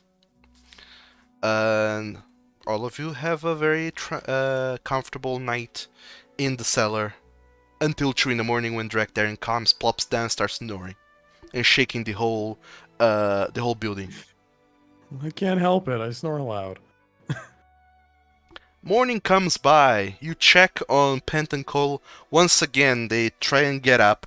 They're still a little bit shaky and grimacing through the pain, but they try their best to, put up a good face, excited to,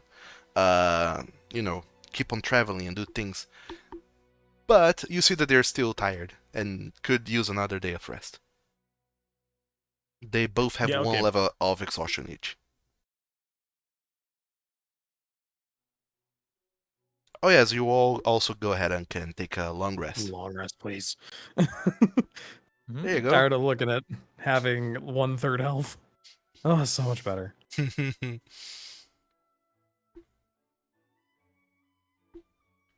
So, Falkan, do you want to make more money today, or do we want to leave? We can make money and leave. I mean, if you don't mind departing at night, then sure. How long does it take me to actually make a spell scroll? 8 I hours. wonder. Yeah, 8 hours. it would be Probably a full day's work. Yeah, it would be 8 hours, which constitutes for a full day work. But those rules are crazy with the amount of time it takes for you to make one spell scroll. So I'm willing to change them a little bit. I don't know what for, but Glad Write that a you're scroll still in open the to morning. change. So what kind of spell scroll do you want to make? Let's see. How much gold do we have now? Kolarys? I have 25. You have 25 total. I have 5.5. Okay. And I have, I assume, what was it? They made 23. 23. But then we sacrifice an X amount for... Wait, no, Kolarys, did you pay the beds? Oh. How many would that be? It was 3 crowns, yeah. Okay, 22. Okay, all right. Yes. So 23. How much does it cost to write down a... let's see. A first level spell scroll is 25 gold pieces to write. A second level is 250. Okay, let's write a level 1 spell scroll of detect magic. Very useful. Many novice magicians also like casting detect magic more while they're still in their training phase, more so to, kind of like when you get your first pair of 3D glasses and you want to try it out with everything. Oh yeah. No, So- yeah, not to mention everyone can use this one. So yeah, as soon as that's what most young magicians are eager to learn with their detect magic, is just to see magic around them, literally. But it doesn't sound as magical as I said. It sounds more like, oh no, people has been prestidigitating blood and all manner of dirt all over the place, and now I see it. It's fine. Oh dear. So Falcon, you can go ahead and make the same check you made, an Arcana check. The DC for this is 12. You can fail on a 1. But you did not. Got it. Good for you. By the way, this roll is not to see whether you succeed or not, it's to see if you can have the price further. So instead it costs you 12 crowns to craft a first level spell scroll. Okay. And yeah, simple as that. I'm gonna sell it all the same. It sells for 50. Okay. Money, money, money. Yeah. All right. Now I've got 51. Look at you all Excuse me. making money. It's like, oh yeah, that's that one main thing that my class does. I should probably do that Kind Right. of helpful. a little bit.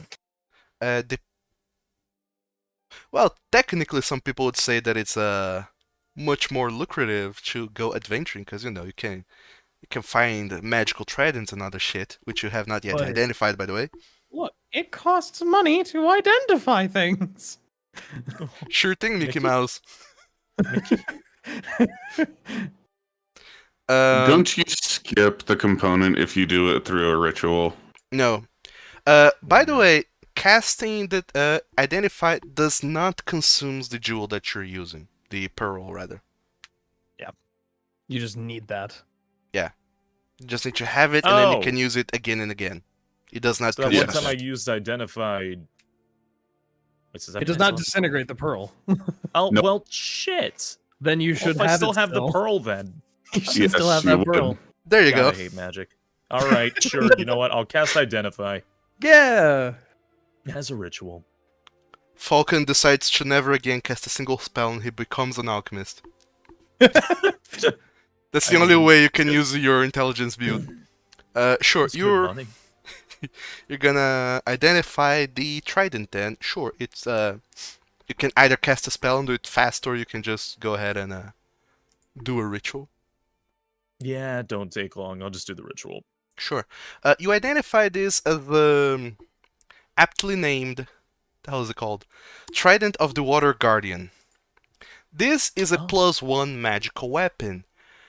And it has a special ability. Oh, it's a +1 to attack and damage. It's a trident, so it's a 1d6 plus strength kinda weapon. It's not finesse. However, it's versatile. If you use it with both hands, it causes 1d8. And also it has the thrown property. You can throw it up to 20 feet normally, and then up to 60 with disadvantage on your attack roll. Also, it has the ability Freeze Strikes.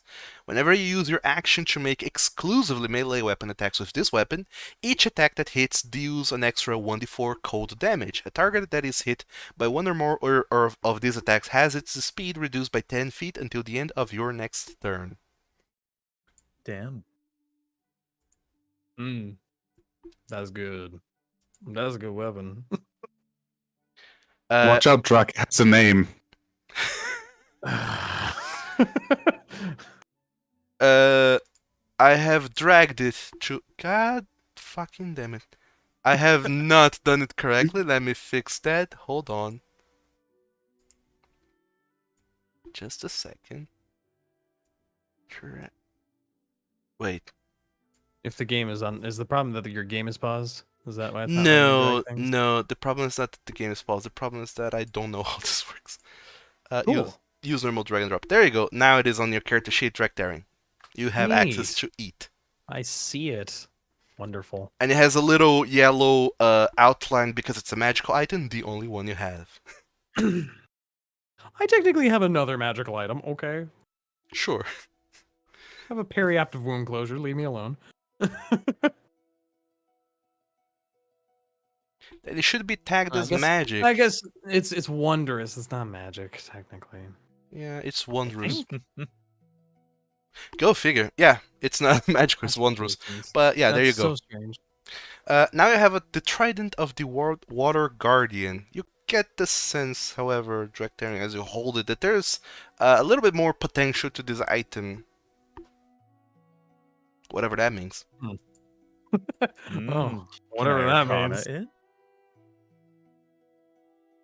Can I Arcana check it to find out?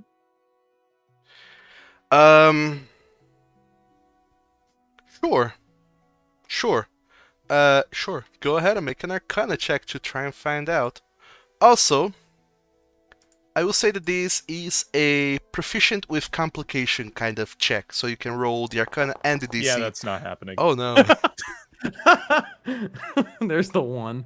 Yeah, I have no idea what this is. Roll the DC anyways, just to see if you would succeed. Technically a natural one on a skill check. It's not a failure. Would you look at that? Wow. Look at that plus though. Plus 11 sure is something, huh? How did I roll that low on 4d8s? That's what I'm scared about. Thankfully it wasn't damage. It is so absurdly bamboozling to you. You don't get like the full gist of it, thanks to your natural one, but you do get a sense that this weapon is a guardian weapon, of which there are many out there in the world at large, and this has been attuned to water guardians because they were on the temple of the champion of the storms, but you figure that it could be attuned to other elements that has to do with the champion of the storms. Hmm. And you imagine that there might be other guardian weapons spread across the world at large, and you could change the attunement of these weapons to other elements if you go to a temple and, do a little attunement ritual. You'd have no idea how to do that. You would have to figure out then and there, but it's a thing that you can do. You can change the type of damage it deals. Neat. That's a cool little weapon. That's super neat. That I can't use weapons, but I mean, hey, good for you, Drek. Hey, I finally have a magic weapon. I can participate. Oh, yeah, you're right, you do, actually. Wait, Kolarys is a magic weapon. Well, his sword hit much harder than mine. It's magical. Those water things. But yeah, that's Falkans is doing for the day is just crafting a spell scroll and identifying an item. What is Drachdarin and Kolarys doing with your day, if anything? Kolarys, did you commit crimes last night? No. No. No. No? No. He means yes. Oh God. Sorry, I thought a hostile force tried to kill me when I said that. It's Kolarys trying to choke you with a mage hand. Hey, really quick, can you like leave and rejoin really quick? Your mic, Tanky. Your mic's crazy. I can hardly understand you. You're like on the Nintendo DS. Wow. Yeah, your microphone is a little bit screwy, so begone. Hmm? Huh? Is that better? Maybe wait longer than... Yeah, all right. There we go. Yep, that's a bit better. Yeah, maybe it'll be better. So, what were you guys doing again, Drek and Kolarys? I mean, I guess I could do more work around town. I don't make crazy money like Book Boy over there, but I'll go help those nice fishing men again. Yeah, I mean, it doesn't pay as much as adventuring, but, it's what you can do. So you're working. Make an athletics check once again. If you beat a 21, you get a 5.5 crows. Crows. Ah, Whatever that's called.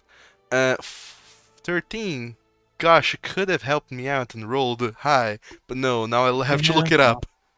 I know. Why do you do this to me? Well, Oh boy. That's not good. Not good at all. yeah, I bet. Uh, wait. No, that's not what I want. I don't want to multiply by 5, I want to divide by 5. You get, 2 silver crowns. Because today, as you went out fishing, or rather helping the fishermen with, carrying around their fishing equipment and all that nice little things that you keep on doing for them, because you're such a good boy, they all scatter. You're not entirely sure what's going on, but as everyone's just carrying their things around and about, they all look behind you, Drachdarin, and they just scream, "An evil spirit, run!" And they just book it. And when you look back, you see, what's his face? I forgot his name. Oh.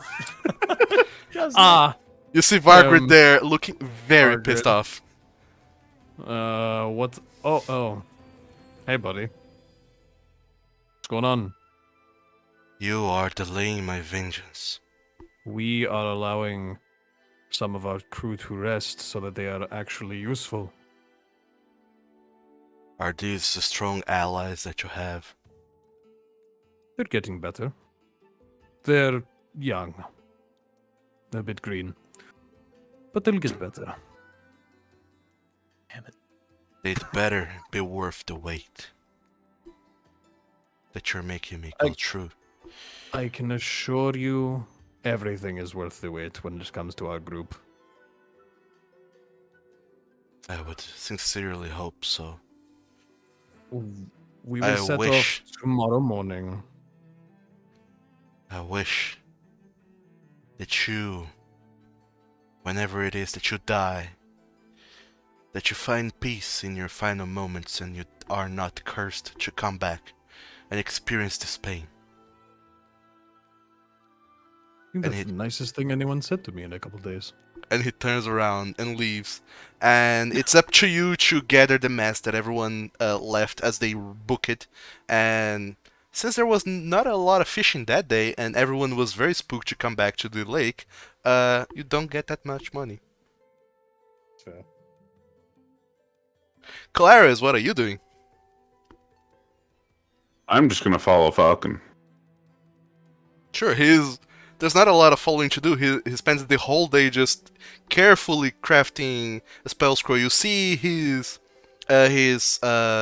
quill just doing a lot of curves over this page. Then he kind of traces some arcane sigils on the air, and then he goes back to sigils and goes back to scribing things on the paper. You see him reciting the same incantations over and over again as he kind of scribes it. It's very boring. Pretend like I can read that book of Underdark Insults. Just riding away, you little crow on my shoulder. Just kind of vibing. Yeah. It's all that's missing some lo-fi songs to scribe scrolls to. Hell dang yeah. It's exactly what it looks like. But yeah, it's a very chill day, and if you're not doing anything, then yeah, you just spend some time indoors, chillaxing and planning your next mischief, I guess.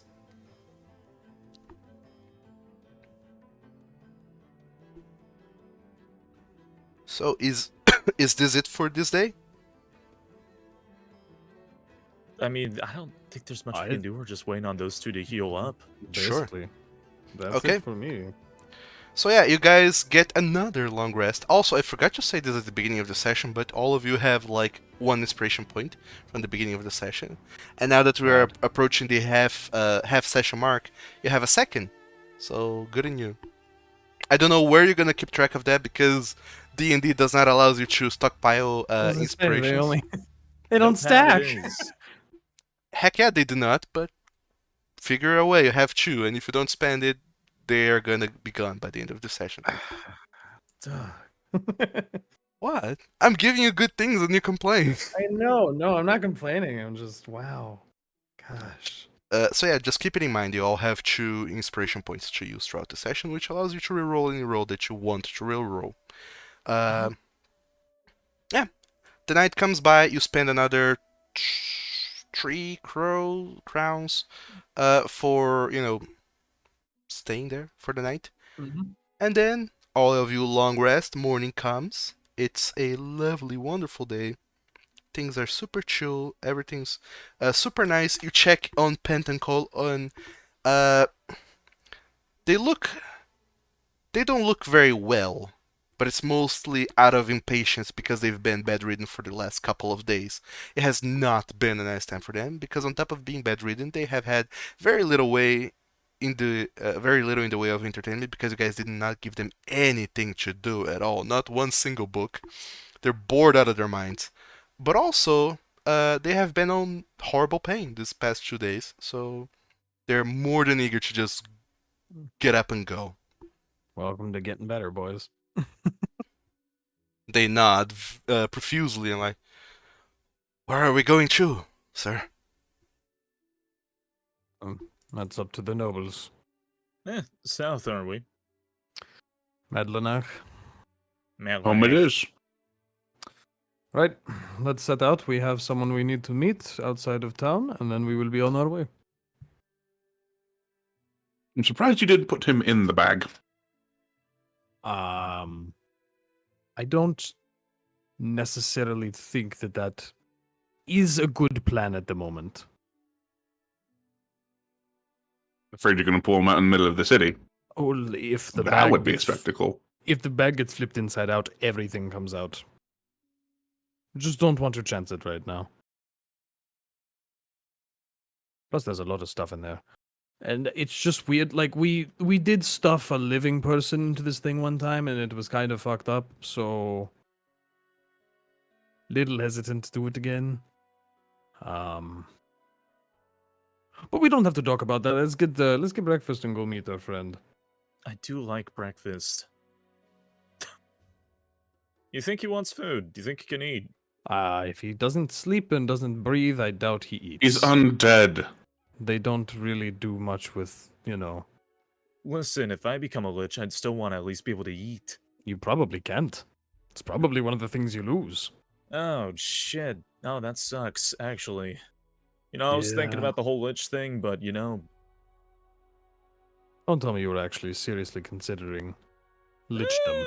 Immortality, I can technically stay alive as long as possible, say hi to me in the future. Promise you it's not the first time he's thought of it. Okay. Let's get magic's fun. walking.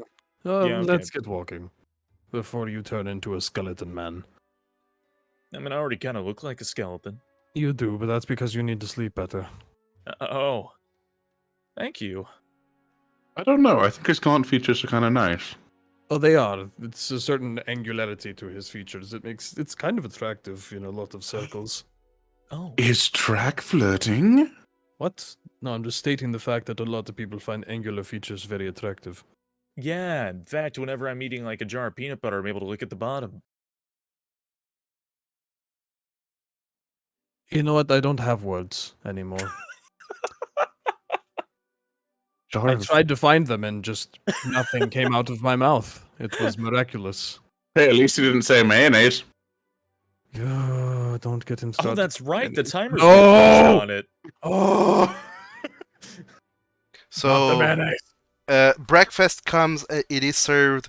They bring you like plates of food for your breakfast. And even though they serve a full plate for Falkan, you see that he's still gobbling up on his jar of mayonnaise. No. No, I'm not. I will put it on the food, though. Sure, Oh, there's a healthy serving of mayonnaise on the food. It's a very familiar soup. That's something you have not had in uh weeks now. Carrot soup. Oh boy, just like they used to make at the Adventurers Guild. Or they will make, I depending on what we're talking about. This whole tenses thing is not good for my mental health. I am just going Is- to use past and present interchangeably. Because technically it still exists, just not yet. Past and present interchangeably. Does that mean I have or I will have had hit on you previously in the future? Yes. I think. Ooh, I hate time travel. Pent and Cole are not even paying attention to your time travel shenanigan. They're just happy that they can finally have food at the table instead of having it brought to their room. And they're just like blah blah blah blah, blah numbing up their food, and they're also helping themselves to healthy servings of mayonnaise. Ugh. It's a whole party in their side of the table, and you didn't count it up, but it took about the time that you were discussing like what to do and time travel shenanigans, like some 3 minutes, for them to absolutely clear their plate, and they just slam it down on the table. Okay, sir, we are ready to go. Whenever you're ready. Well, Did you taste it?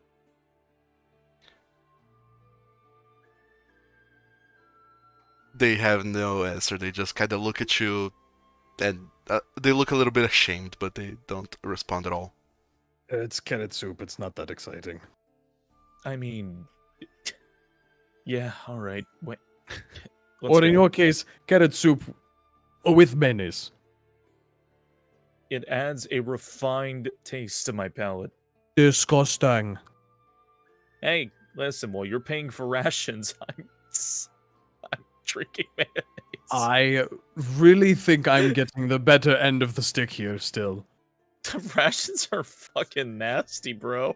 It's beef jerky and other sorts of lame crap. I'll take it over mayonnaise. It always tastes so aged and Aged meat's good. Do you have something against aged things?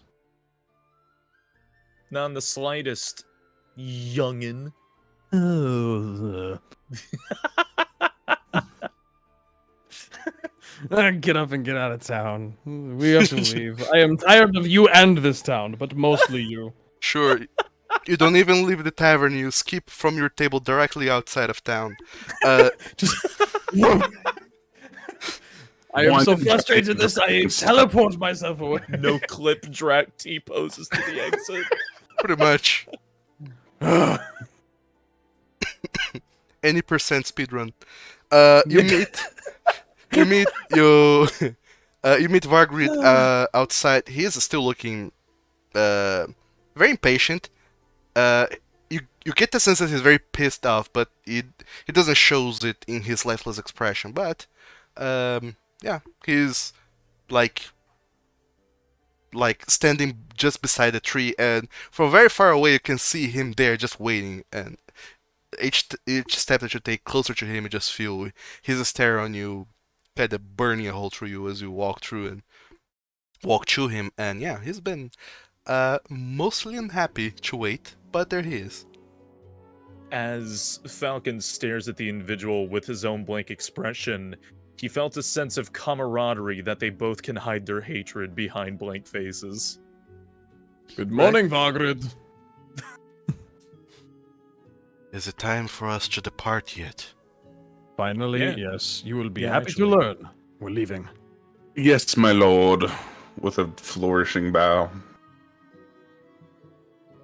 Then let us be off at Dragon. once. Drac just looks at Kolarys like, what? Just everyone looks over at Kolarys. Like, What what? are you doing? Even Pent and Cole are like, what the fuck is going on? They're like losing their minds as they look at you, Oh. regard this weird suspiciously cloaked individual in the middle of the road, just as my lord, and they look back at you, kind of unsure of what to do. And now that you know all of you are much closer, you can see that even I'm though sorry. this what? Does that make you uncomfortable, Drac? Just my lord, bow to Drac. Oh, yeah. I don't like it. Yeah, I think you're from prep school. Don't do that again. You went to prep school. My lord, bow to Falcon. Yeah, you in prep school. You in prep school. At least I got A's. You notice that Cole just kind of bumps his shoulder against Pant and just says, they're just being sarcastic, it's okay. And but now that you get to see them like close face to face and much closer, even though this dragonborn Vargrid that you rescued from the pool is a green dragonborn, now that you're seeing him like this close to Pant and Cole, you realize that he's a very pale green. Like the color has mostly left him, and there's just a very little greenness to his face, which You're kind of cute. is part of his undead charm, if you will. We'll call it that. So Yeah, all I of look dead all the time. you then depart and go on with your journey as it is. So I'll tell you all ahead of time. There's very little that happens in your journey from Tide to Stubahartak. It's not that incredibly far. It's 65 miles. It'll take you. Where's my book with distances? Or rather, my DM screen. In a day, you can travel 24 miles unless you're going fast. Then you can do 30. Let's see. I don't think we're in a rush. Yeah, we could get there in the same amount of time. It seems like if we just do two normal. Yeah, you will get there by the tail end of the afternoon of the third day. We'll just go normal speed. Sure. You go on. For the first night, it's everything's pretty. For the first day, it's just travel. You all are just walking. It's slightly awkward because Pent and Cole have no idea what to do with this stranger that is traveling with you guys, as they have not been introduced at all. I take the time to introduce them to Valdred. Sure. You tell Pent and Cole that Vargrid is traveling with you guys for purposes. However it is that you want to put it to them, you just explain that the Vargrid will be traveling with you guys, and because Vargrid doesn't says anything or barely even regards them, except to look at them and try to seize up if they are indeed warriors worthy of having had to wait for 2 days before turning back to the road and just walking. And then, Pent and Cole, they just keep chattering amongst themselves. Throughout this whole journey, they've mostly been chatting to one another about how life will be different once they are nobles in a court in Madlanach. Or not nobles, as they are squires in a court in Madlanach. Other than that, the first day goes very chill. It's just walking, a little bit of talking. You stop once to eat your rations before carrying on with the rest of your journey. And Vargrid looks very impatient the whole time that you guys are enjoying the meal because he doesn't eat. And then you keep on with your journey, and night comes. It's a full moon night tonight, and there's plenty of light illuminating your camp, which is good. However, There it is. there it is. I was waiting for it. However, just like during lunch when Vargrid kind of went away from the group to not bother the living, Now at night, as you start to set camp, he also decides to stay away. You get close to a creek. There's the little river, and then he decides to stay on the other side of the river, away from you guys to not disturb you all. And then you set camp to spend the night there before getting up and moving on the next day. So, I imagine that you guys are taking watches, as usual. Mm-hmm. Oh yeah. Wait, don't we technically have Vargrid? Couldn't Vargrid just watch? He could watch, but he's keeping his distance and he's being very away from camp. You could ask him. Kolarys effortlessly sets up a tent, completely throwing in the face what he did last time we set camp. Oh, you know how to do it the whole time. Like, hey, you don't have to stay How so much do you far think away I got from all the way over there? us. Wait, you know how to use tools? You know how to not die outdoors? Who taught you such things? Not from a high house. Nobility's nobility. Kind of figured all of you were just preps who just, sit in their high castles and read their books. And I get mean, I their usually- nails That's fucking- done. You're right. That is absolutely Falcon. I was learning magic. You were definitely just sleeping half the time, I bet. Yeah, with the books I stole. I can bend time to my will. I would argue that it is to your will, considering how you turned out. What? Your companion exploded when you came to my time, first of all. Yeah, well, it wasn't my fault. Doesn't sound like control. Sounds dangerous. It depends, when somebody's supposed to die and they don't, they just kind of... Right. Go talk to the dead guy. Why don't you? Right. And go talk to the dead guy. Sure. You're asking him to keep watch with you guys, right? Yeah, like, you don't have to be so far away from us. We're all part of the same group. You can hang out. I find that the living are bothered by the presence of those who are not alive. Nah. I'm not bothered in the slightest. Hell, I don't even like being around the living very much myself anyways.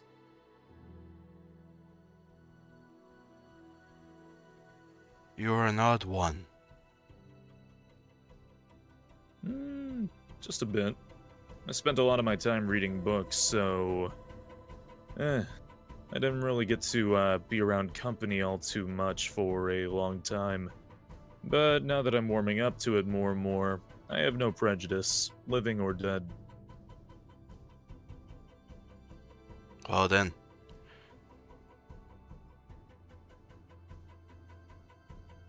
I will be staying close by for tonight, since it is, after all, only the 6 of us. Hey, might as well make what time you have, right? I mean, hey, if anything, I'm sorry what you're going through, but it's nice you still get to walk around for a little bit. I mean, maybe you can see some things you didn't get the chance to, Like Sunarai's dead body on the floor. Exactly. Very well. And he just goes along. So intense. Vargrid is a cool guy. He's real edgy. He's real intense. He should have been a rogue. So, since I feel like Vargrid... that was backhanded towards me. No, not at all. It's just that usually rogues are very edgy. Don't you remember, like, a couple games ago, and I was talking about how the rogue in the player's handbook, the rogue page is a drow with like seven knives. Seven knives, and a I'm gonna pistol. open it and I'm gonna count. It's wonderful. Yeah, and dressed have, like, completely in black, just the edgiest of boys Mm-hmm. or girls. Hard to tell. Who knows? Drac will take a watch with Vargrid because we just met the guy. I mean, Okay, are you going to take a watch with Vargrid then? Yeah. Sure. I got dark vision. Yeah, you are the only one that does because he doesn't, as it happens. I got laser eyes. So, yeah, go ahead and make a perception check as you are guarding the thing for the night. Oh, cool! Look at you go. Mm-hmm. Is there? daggers on their thigh, one on their shin, two in their hands, and two more on the second page. Plenty of knives. And also a gun. There's a gun there. They have a crossbow, yes. Oh my lord. It looked like a gun. Sorry. So, are you saying anything specific to Vargrid? Or just keeping him company? I'll keep him company and just. So, don't know if you can tell, but I'm not from around here. No, I cannot. Okay, well that's actually a different response than I expected. Tell me about this Sunuroi. What else do we know about her, huh? If you plan to kill her. Surely you know where she is, who she's guarded by. She is a noble in Madlanach, from House Uxian. She is a very strong individual. Her family runs the academy. Like I Is said, it magic? yes. General Academy for nobles. And those born with privilege. So do you have a plan then? Again, I just we're probably going to help you kill her. It sounds like she's a bad person. I just am from basically a military group, and I kind of like having a plan. I learned one thing in this torturous existence of mine. Time and time again I tried to escape from my captors at that pool. Every time I did, they would pummel me to death. And instead of passing on, I would return the next day. I know that I cannot die, so I will try time and time again to kill her, whatever it takes. What if her magic is too powerful for whatever it is that holds you to this place? Then I will pass on, and this pain will stop.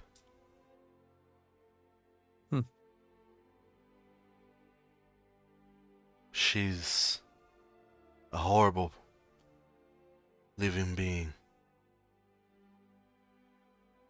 Even if I don't kill her, she must still die. I don't know if it is my own willpower, my hatred, or something else that has put me to this task. But I will see it through. If I don't see it through, I'm sure that she will meet an untimely demise in some way or another. Let's just hope that we can deal with her without her killing the five of us as well. On top of you, potentially. Presumably, once we do, you will kind of move on. Literally. So. She is a dangerous individual. She will use all manner of trickery to avoid confrontation.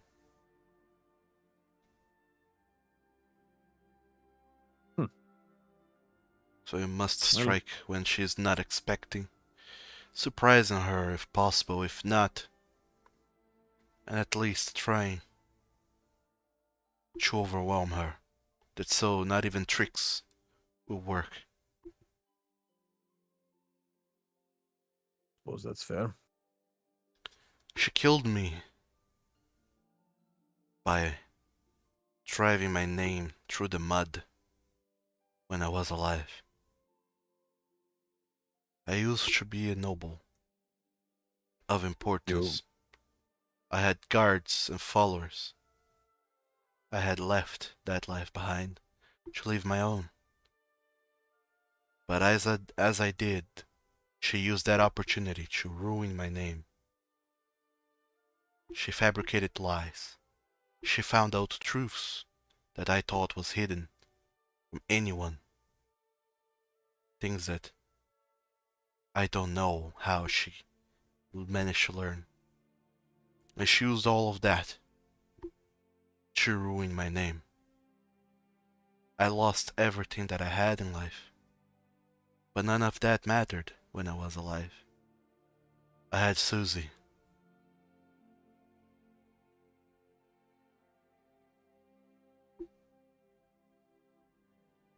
And she is still alive, and your son, hopefully. I should probably sell that ring, I'm guessing, and buy a boat out of here to Hosenfell. So at least she'll be further away from this madness. Yes, she will. But your tale is a sad one. And I would be no dragon if I didn't help you. So I will do my best to help rid this world of someone evil. It's what I came here to do anyway. Might as well start somewhere.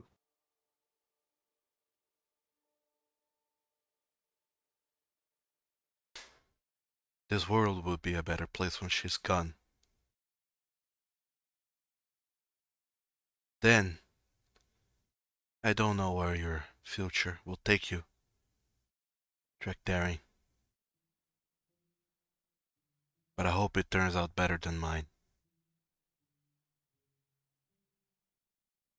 Well, I just hope we can help you find closure. Real closure, not something hollow or accidental.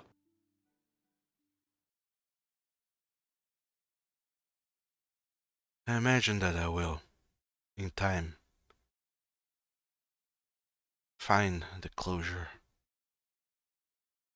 Once I drive this sword through her heart and watch the life drain out of her eyes.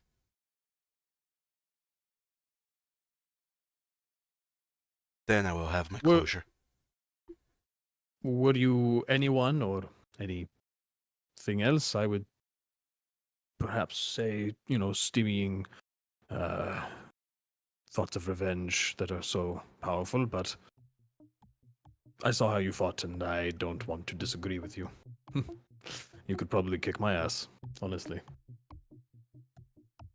Like I said, I don't know how any of this works.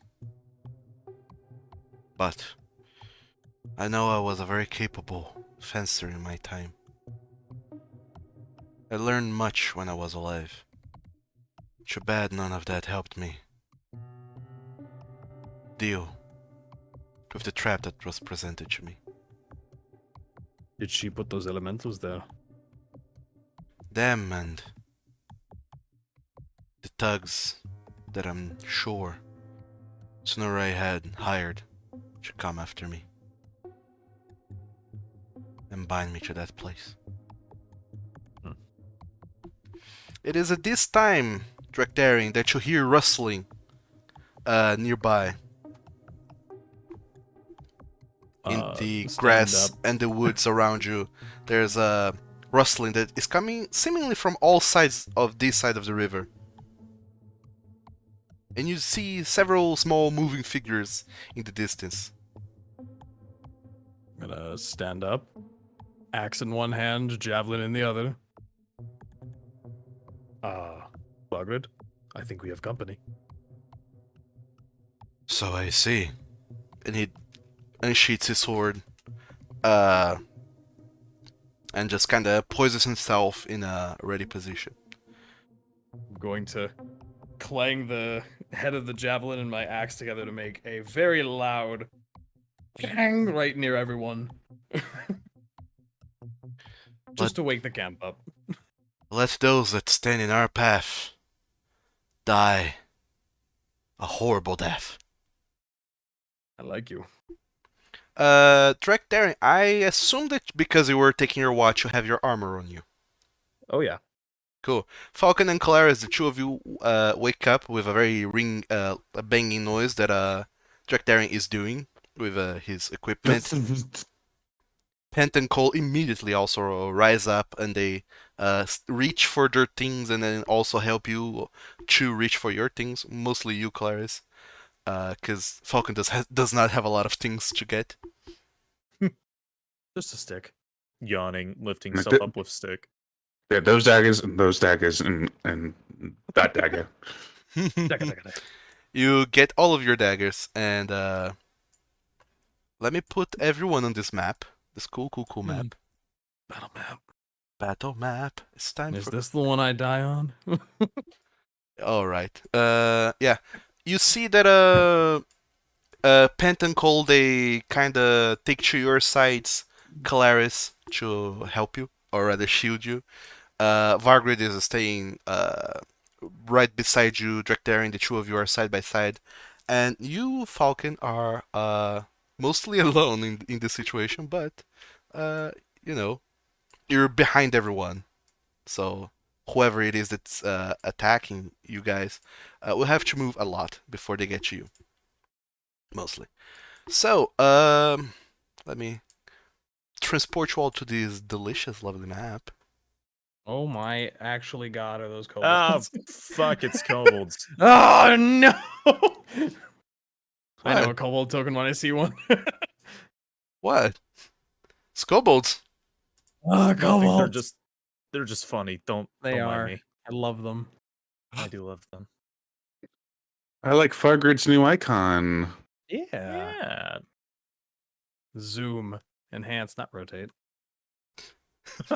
Little I rotate. forgot that that's a thing that you could do. Drac Drax Yeah. just doing a little shimmy in the middle of the Battle battlefield. dance. Battle dance. How do you rotate? Drachdarin Hold con- just dubsteps there in the middle of the battlefield. How do you do that? Hold control and scroll wheel. Oh, yo, yo! Oh no, I've given him another tool. Infinite scroll wheel. Let's go. The two of you just start like bopping your heads to some imaginary sound as you just hear the clanging of sticks as this group of kobolds, as you have accurately identified, approach you guys, and they you see that these kobolds, they approach one of them in the back, this one that I'm pinging right here, kind of points a very pointy stick at you guys, and you see that he's the only kobold who's wearing a shield. He starts trying to, intimidate you guys as he goes, "All of you, give us your coins and your belongings, now, now!" No. No? I would recommend you turn your tiny ass around and leave. Okay, alright. You're robbing dragonborn, and y'all are kobolds, right? So, what fuck? Stealing from dragons. Wow.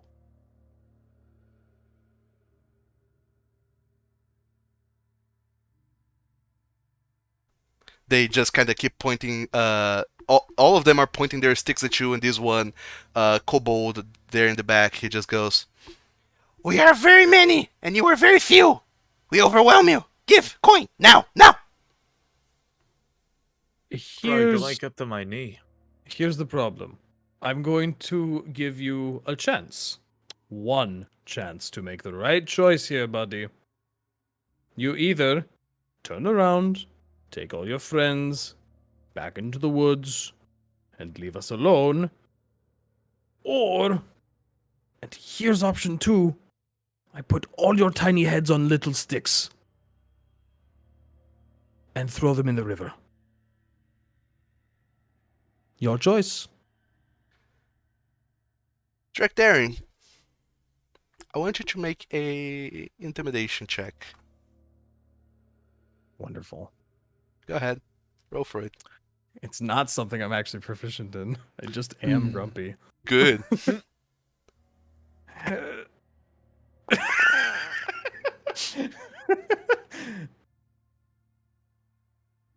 I'm Came out with a persuasive, little. not intimidating. So this intimidation check is less so to, intimidate those little kobolds, but more so to keep your very impatient companion in line, Vargrid, Yeah. who just starts taking a few steps forward and says, "This will be a good practice for when the final time comes." And he just approaches the big kobold, kind of lifting up his short sword to, go for a very deadly killing blow. And just as that starts to happen, all of the kobolds they go really desperate, seeing that you guys are jumping them, not the other way around. And then one kobold jumps in front of the other the leader kobold that they're attacking, and you just see this tiny little this tiny little red kobold just goes, "Ken, no!" and jumps in front of him as Vargrid just goes and severs him in half with a single swipe. Oh god. And then, just as it does, you see that Vargrid kind of stops there and drops his sword.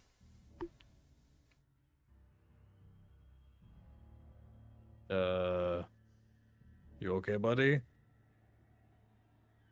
You see that Vargrid doesn't even, does not move, does not do anything. He's just there, ahead of everyone.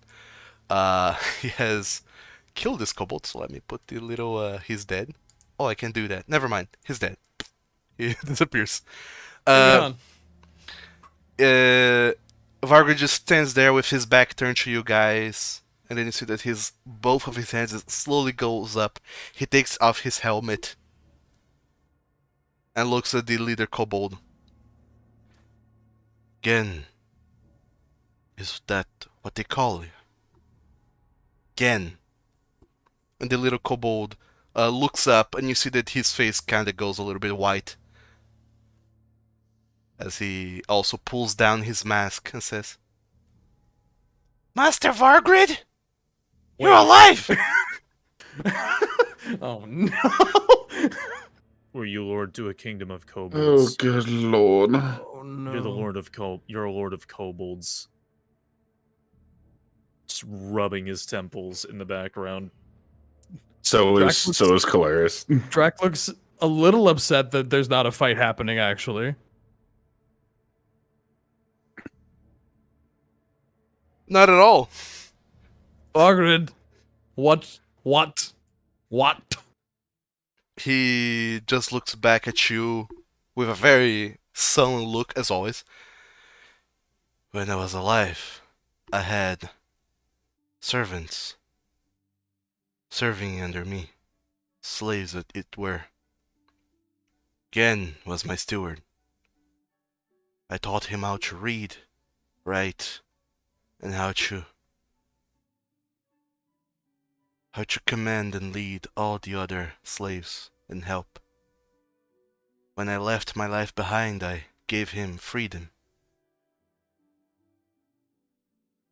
He's no longer a slave.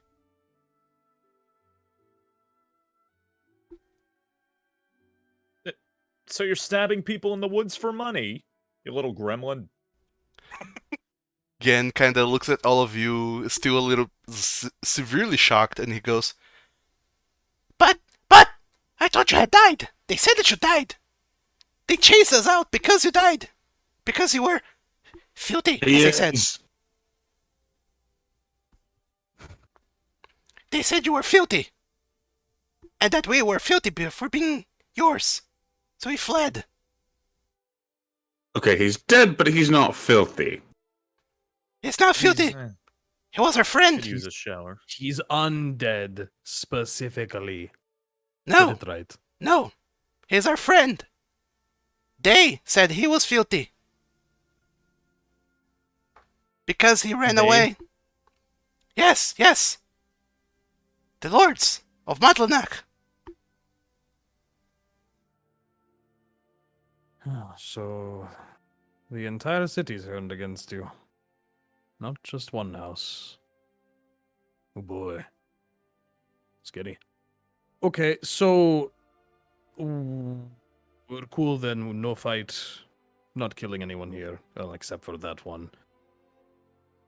You see that Gen kind of signals all the other kobolds who are very confused.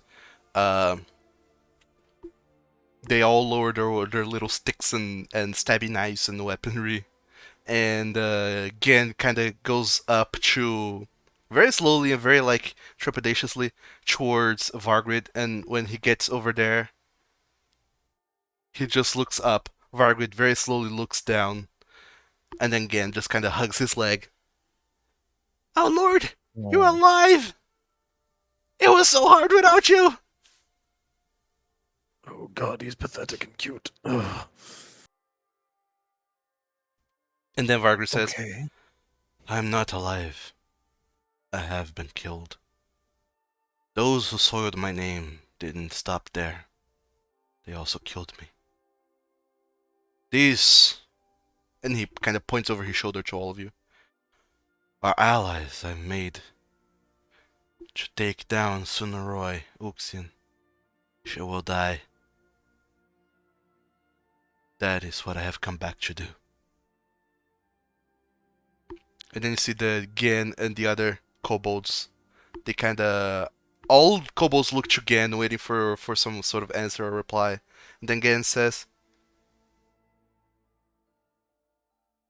Are those allies good? Can they fight well? And he kinda looks Excuse over at you me? guys. Drac just puts his axe over his shoulder and like flexes the other arm and is like, yeah, kind of really good at fighting actually. Thanks. Yeah, he's pretty good. He shoots fire out of his hands. It's kind of awesome. Oh, thank you. He stabs people really hard. We're really good.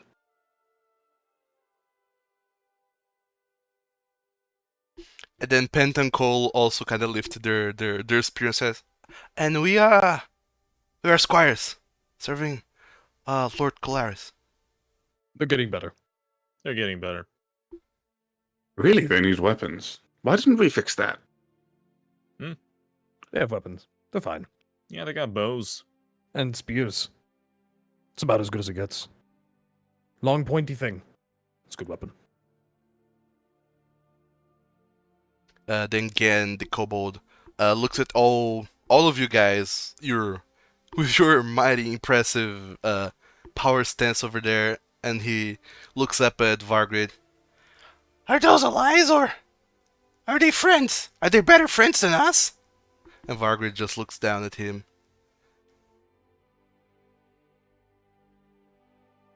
No. Again. You're better friends than them. We'll always be mean- friends. It's fair. We did just kind of meet him. Falkan somehow feels stabbed, though shows no expression.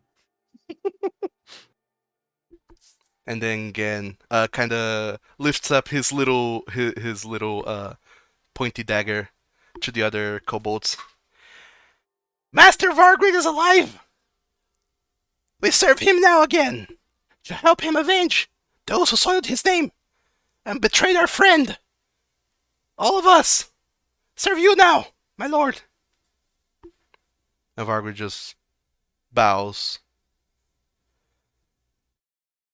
I wish not to put any of you in danger, but your help is welcome.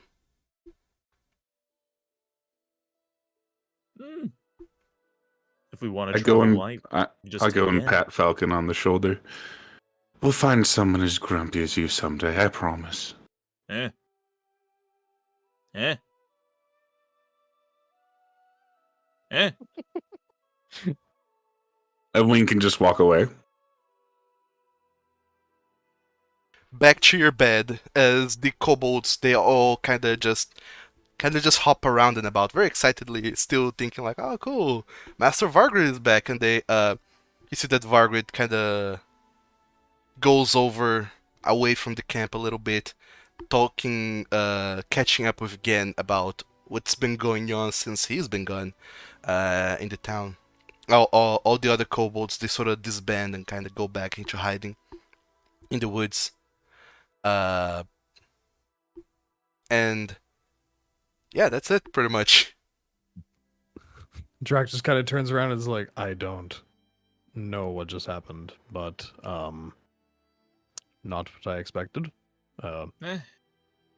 We have kobolds now. I guess We have an army. I wouldn't say 16's an army, but it's a good start. It's something. Yeah, we are almost kind of a proper little division. 15 fighters and a spellcaster. That's a pretty good team.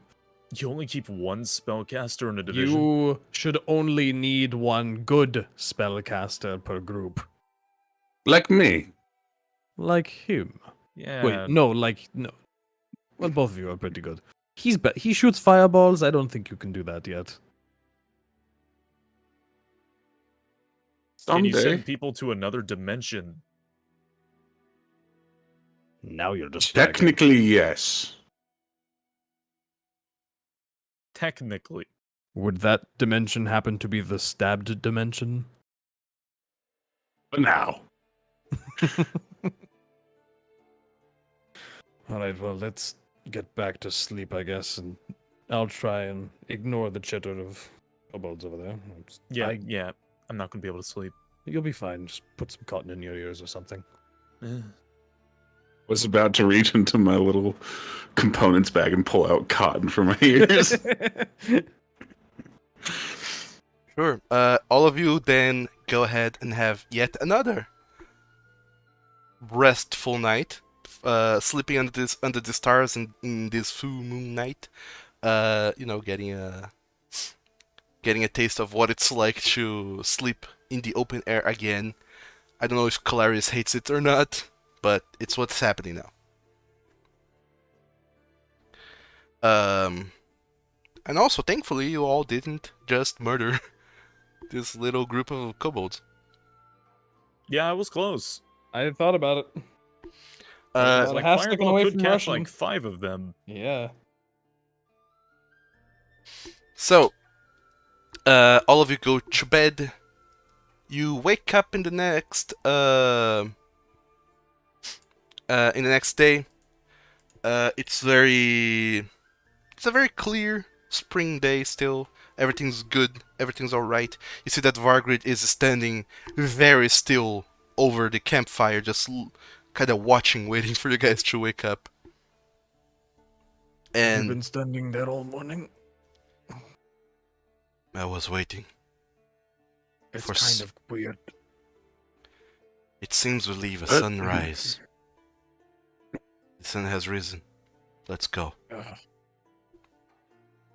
Ugh. As you all get up, you see that the kobolds are not in sight at all. But they don't like sunlight, so I can't blame them. Where'd your little friend go? I told Gen and the others to go to Madlanach. I'll wait for us there. A big traveling group will draw unwanted attention. Besides, they are very good at hiding. I trust them. Well then, perfect.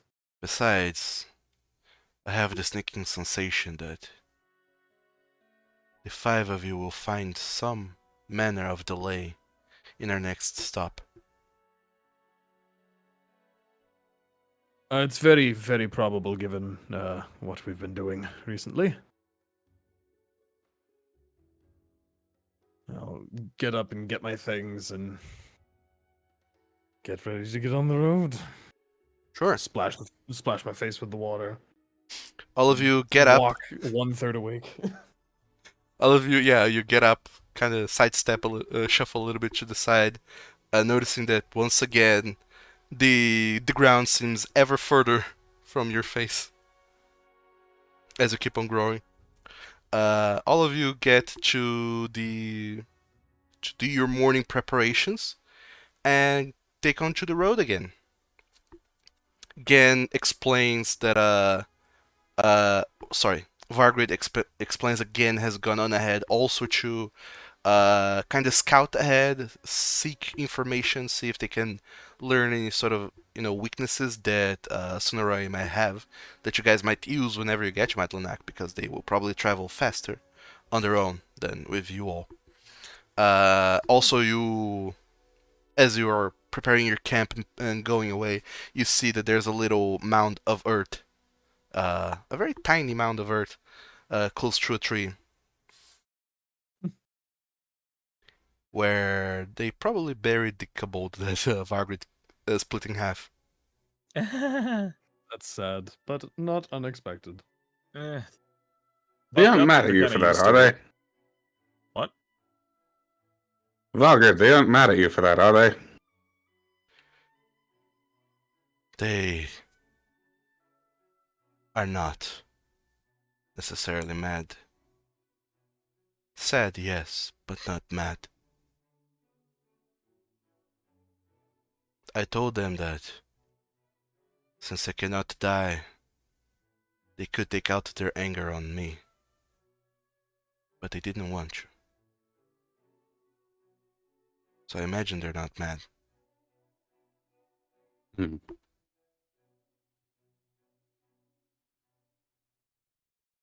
Well, I suppose we'll find out when we get there, and if they all just jump out of the woodwork and suddenly stab you, we'll know why. Right? So this current day goes by with absolutely nothing happening.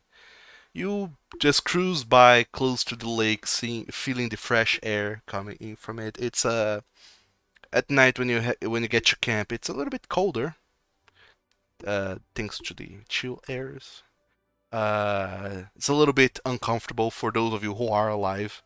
Vargrid's kind of super chill with the whole situation. Ha. And then,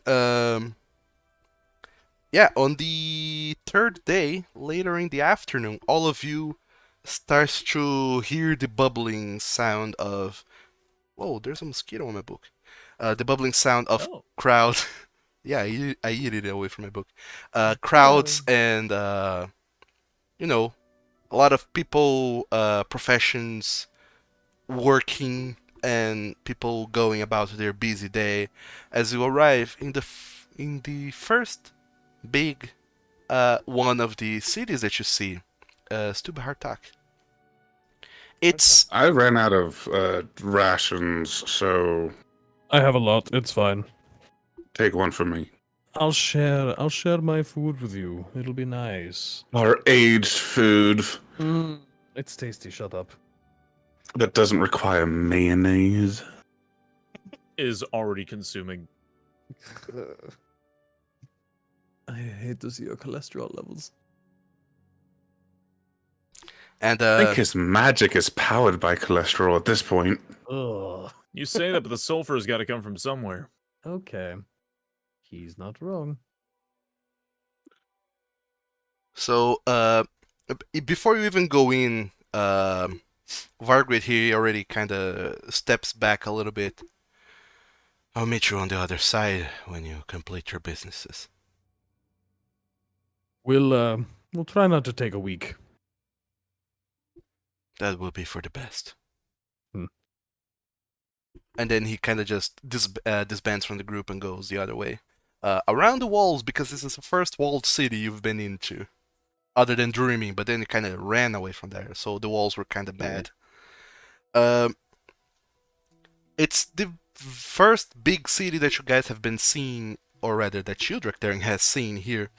It's fantastic. There's a lot of people here. This city has like multiple vertical levels, and you can see that because the whole city is built on a hill, you kind of get in from the lowest portion of the city, and as you go further in, there's just staircases all over the place going uphill.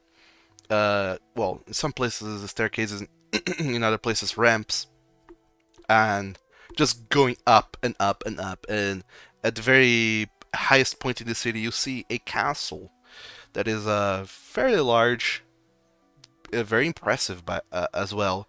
And you see that. Hold on, let me check my notes. As you approach the city, also,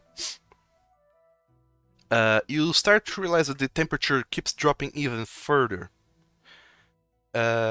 Portion of this of the lake is kind of frosty as the sun is setting and the temperature starts dropping again.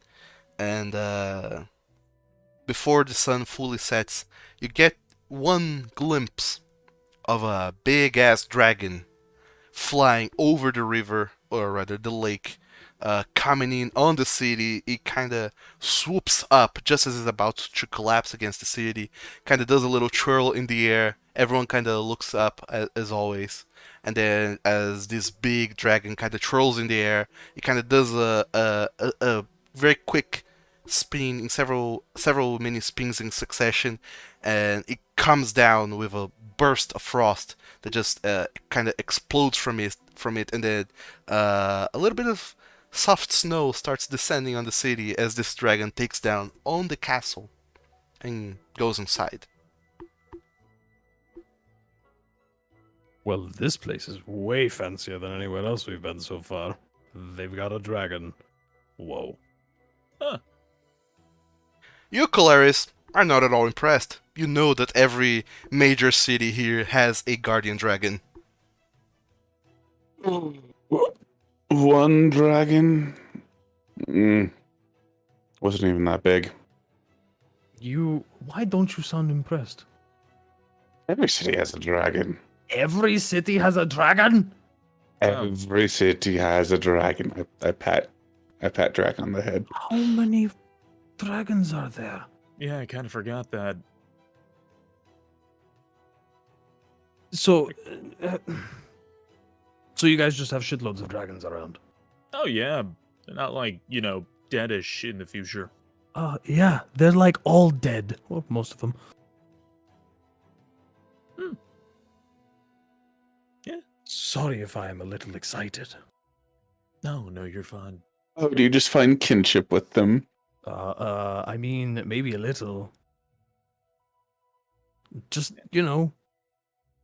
more fascination, respect, being in awe of creatures, that size, strength, the fact that we're technically descended from them. There's a lot. Yeah. Dragonborn lore is kind of weird. It's kind of like created by a dragon god or something. Hold on. Is Drachdarin femboying? Slightly. He likes dragons a lot. He thinks they're cool. Watch your big tail there. It's wagging a little bit too much. Look. Oh, Falkan, isn't he precious? Oh. Where am I?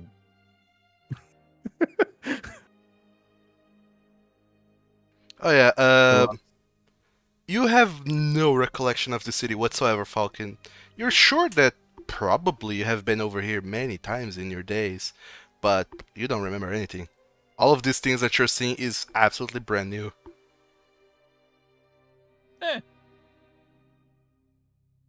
It's all I mean, Falkan, it's rather close to the city where the academy is.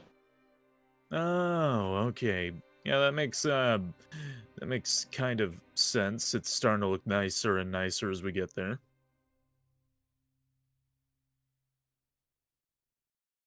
So, Kolarys, do you feel at this point you would introduce Drachdarin to the concepts of how the society works in Tirna Dragain and remind Falkan of how things work as well? Oh yeah, of course. Cool. So, As you're walking through town, it's much bigger than Tide. Stubhartak is like large. It takes a while to get anywhere in the city. Uh, all of you walk along the big blue dragonborn, the black magician dragonborn, the two green squires dragonborns, and Kolarys leading the pack and also kind of pointing at things, kind of explaining what this place is, what that means, and also letting you all know what this world is. You're pretty much a guide. Pent and Cole, they're not complete strangers, but they're from another nation, so they're not super sure of how things work in this nation. They are immediately impressed that not all blue dragon, well, that no dragonborns are slaves, like in Talam Forard, where blue dragonborns are mostly slaves. In here, it seems like dragonborn slavery is not a thing at all. Kobold slavery is, but not dragonborns, so that's cool. Gets their hopes up a little bit.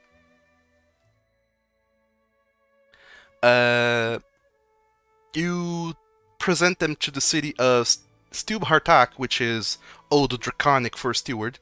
You tell them that every city, every one of those cities in the map along the yellow line are major cities, and those cities have guardian dragons that sort of watch over them. The other cities, they sort of don't, or the guardian dragon is still like smaller. It's not like ancient dragon. The biggest city, the capital of this realm per se, is Bainin Draganen, up in the mountains. But people normally don't go there because all the other cities have more than what anyone needs to live a good life, mostly. Aside from that whole other thing of Dragonborns having like a tier list, so to speak, of hierarchies and importance, it is also presented to you the fact that every one of those major cities has many noble houses who sort of kind of dictate who is the biggest player in the politics, and the most powerful house along the city sort of has a very direct diplomat representative, whatever the word is, someone that is in Bane and Dragon and kind of relaying things back and forth to all those cities, so everyone is like on the same page. And things mostly work very well for everyone. Other than that, I haven't written a whole lot about this, but are there any questions you have on how this place works?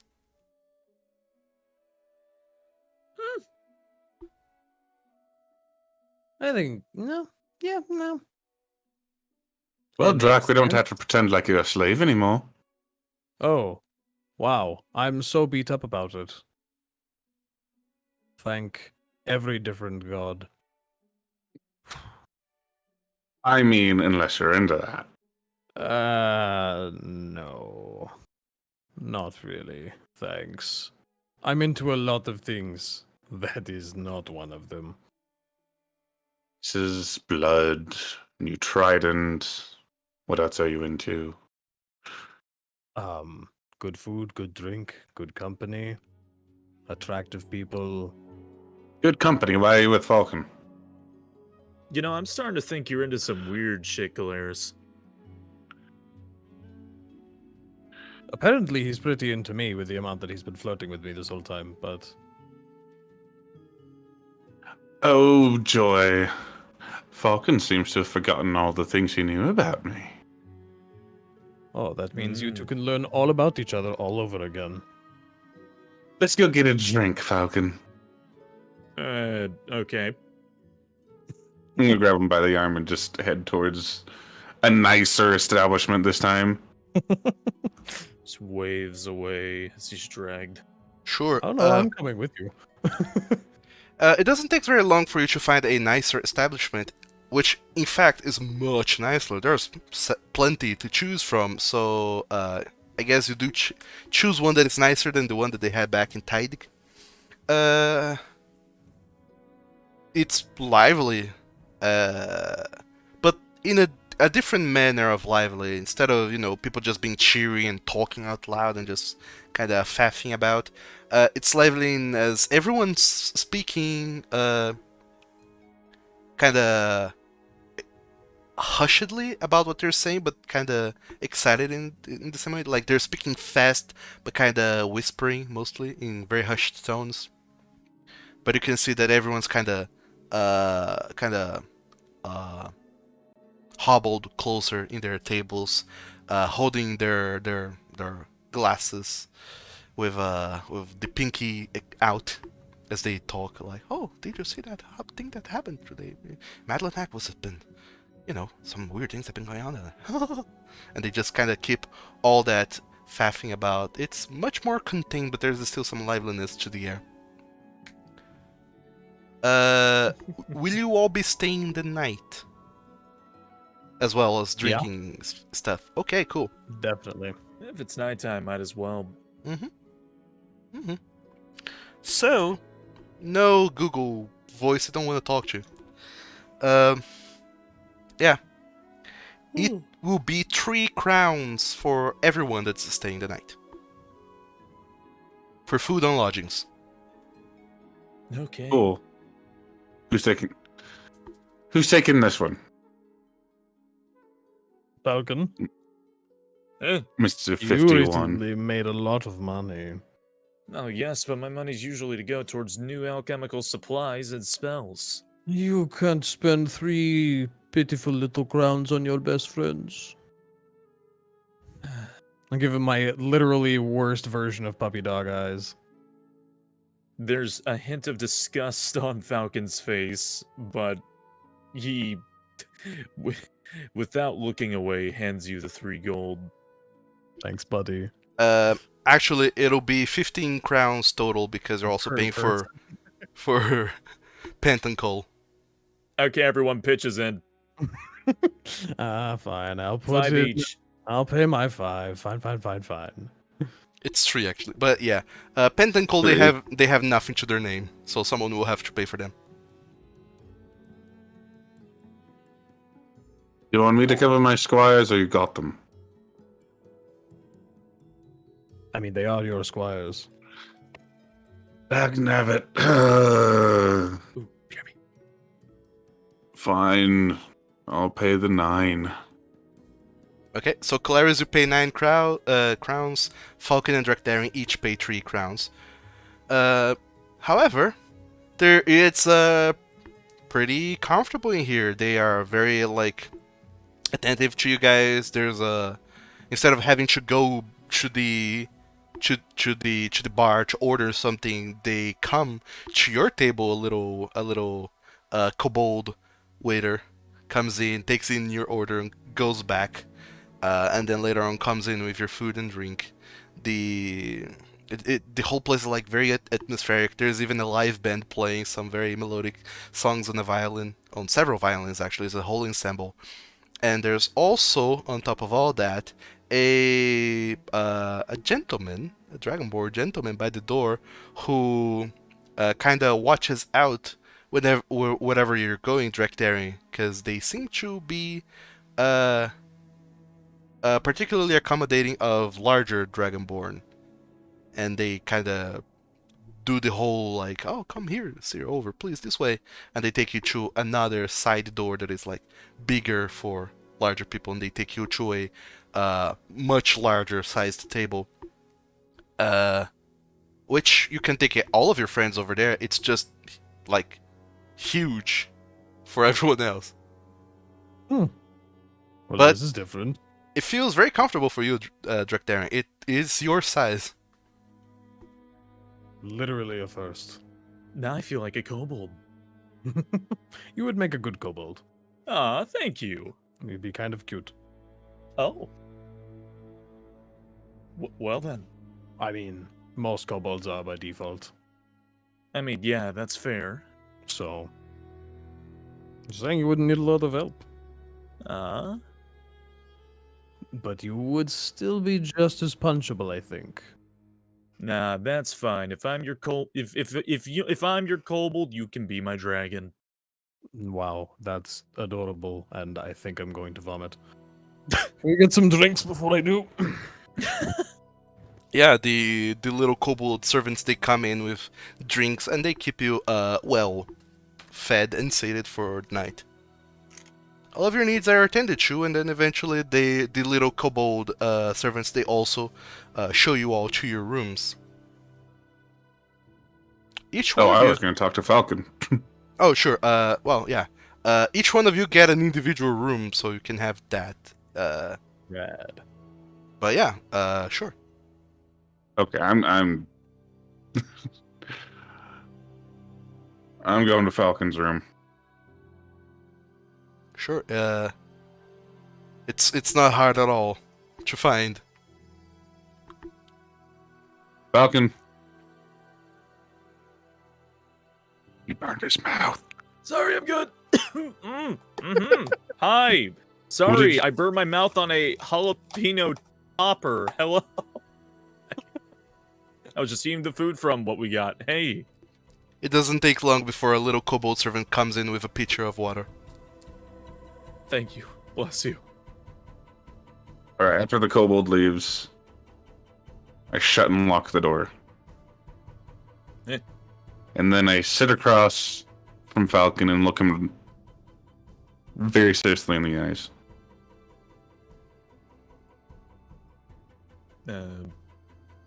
What's up? Gotta check my notes again. What do you remember about Canthus? Who? Your cousin. Oh. Right. Canthus. Not much, to be honest. Actually, hardly anything at all, just the name. Kinda think I know what he looks like, but, yeah, besides that, not really anything.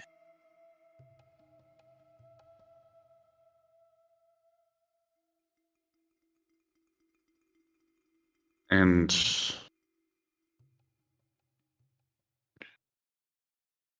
you remember why you sent me to Madlanach the first time?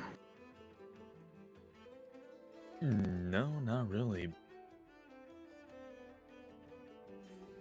What'd I send you? You sent me to get a book. On the academy in Madlanach.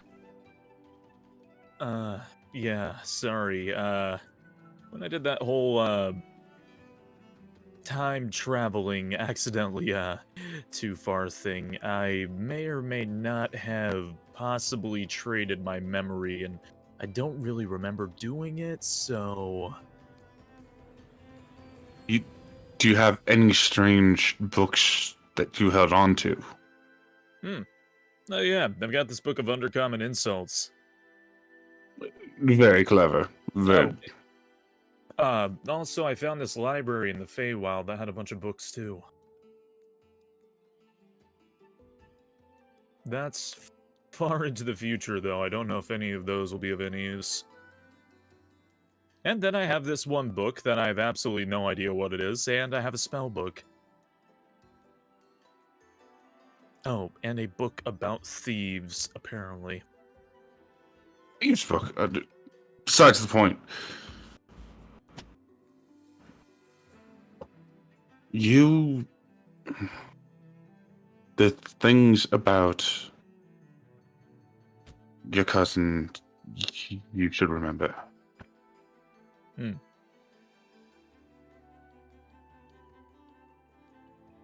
He was a disciple of a radical group, talking crazy things, killing gods, and ridding the world of chaos for something nonsensical. Everyone who's looked into that has disappeared. Oh.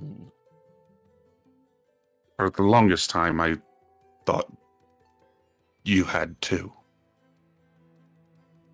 Well, you thought somebody assassinated me or something. No one knows. Ugh. Well, if it's anybody related to me, I doubt that they'd just go missing like that. Well, And- that they'd get, killed or anything. And then you come back and tell me that you've been through time and there's a future without dragons and... Oh, yeah, it's nutty. I'm But there was worried. one tiger dude. Didn't know him for very long. There was also this little rodent.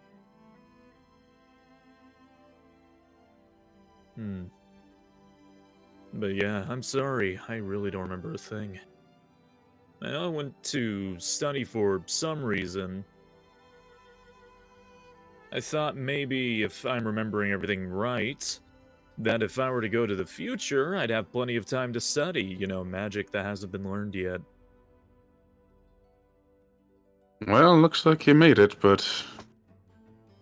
doesn't really help learning when you trade in your memory. That may be so, but I'm a lot stronger than when I left.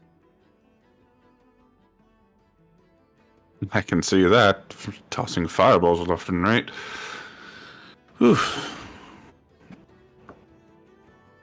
Look, Falcon, I'm just worried. You disappeared once, I don't want it to happen again. I'll be fine. Seriously, I'm not going to disappear or anything. Or at least I hope not. Time magic's kind of weird, but... I'm sure I'll So- be fine.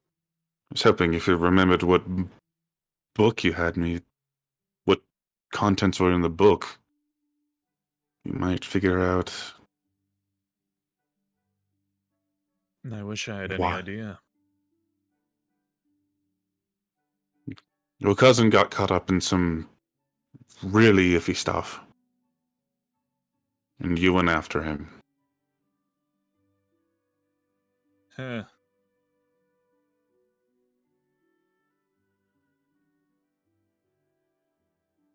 I wish I could say more.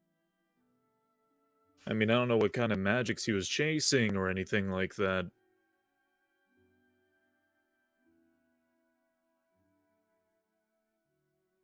I'm Well, sorry I'm not really helpful.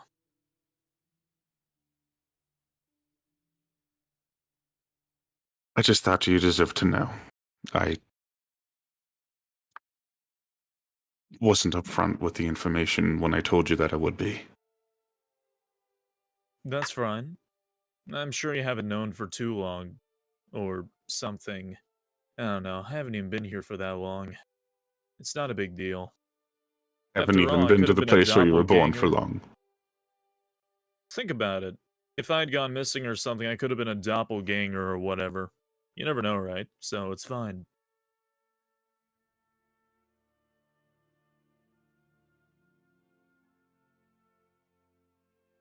Well,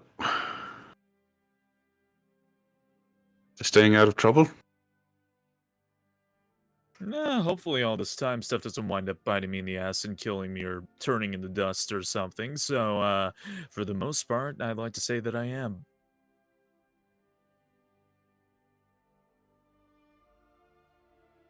Oh, I'll make sure we get into trouble. Yeah, whatever floats your boat. As long as you don't get yourself killed or something. Not gonna lie, the whole time thing, seeing people die, not a fun time.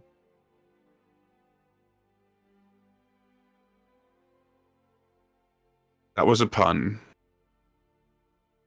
You do puns. You just did. I did a pun. It's not a fun time. Oh! Sorry, I didn't think about that. Not good at puns.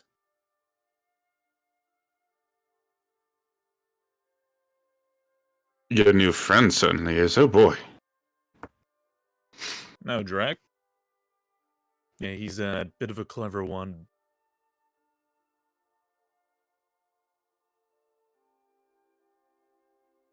Well, let's get some rest. Yeah, Can do. I'm bloody tired just walking around all the time anyways. I don't know how anybody can use their 2 legs. I knew I should have just casted fly the whole time. I pat Falcon on the shoulder. Toughen up, old boy. Eh. And close the door behind me as I leave. Immediately slam face through bed. You hit the floor beneath. Cozy. So, Drachdarin, are you doing anything? Mostly just kind of feeling weird, like in an actual normal room by Mhm. myself. Yeah, they managed to find a larger room for you as well. And Weird. everything kind of fits, which is odd. It's really weird. That insinuates that there are other very large creatures that frequent this city. There's Hmm. the whole bedroom, and they kind of left a the bed is very large, very well made. They left like a couple extra towels on top of it, a little chocolate candy wrapped on top of it as well. There's a little bottle of shampoo and a little soap. Oh, this is quaint. Yeah. Yeah, I guess he mostly just spends the evening laying out his gear, taking stock, cleaning up whatever needs to be cleaned, making things presentable, and just kind of looking at his axe. Just for like an hour, sits there. Do I really have to name you? What if it's just like Jim? Something shit like that. I'm bad at this. And then he just starts to lay out the bedroll and then goes, oh, wait, no, actually a bed. And 2 seconds after he lays down, falls into snore mode. None of you hear it because the walls in here have amazing acoustic isolation. So yeah, you get to sleep without snoring sounds for once. And all that time, Jim, the axe, does not reply at all. That's good. So, God for that. yeah, you all have a good night, and because you are in quote-unquote safety in a big city with lots of things, we're gonna take the remainder of the session to level you guys up to level 8. Oh, shit. So, Hey! congratulations, boys and girls. You are no longer level 7. Now you are level 8. So, let's talk everyone through. So, Drachdarin, talk me through your level up. What's going up with you?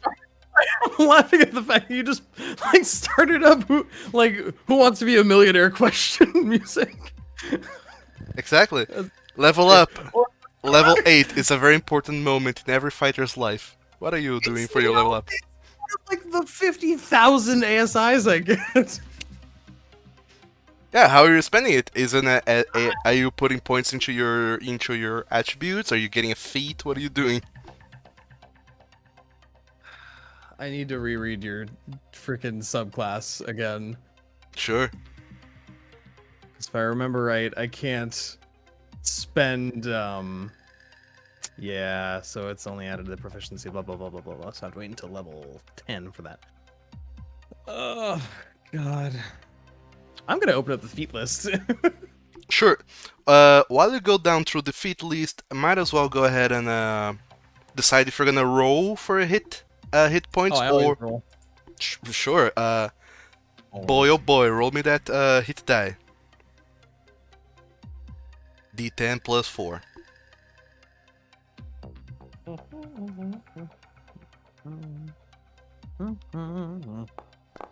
Yeah, you win some, you lose some.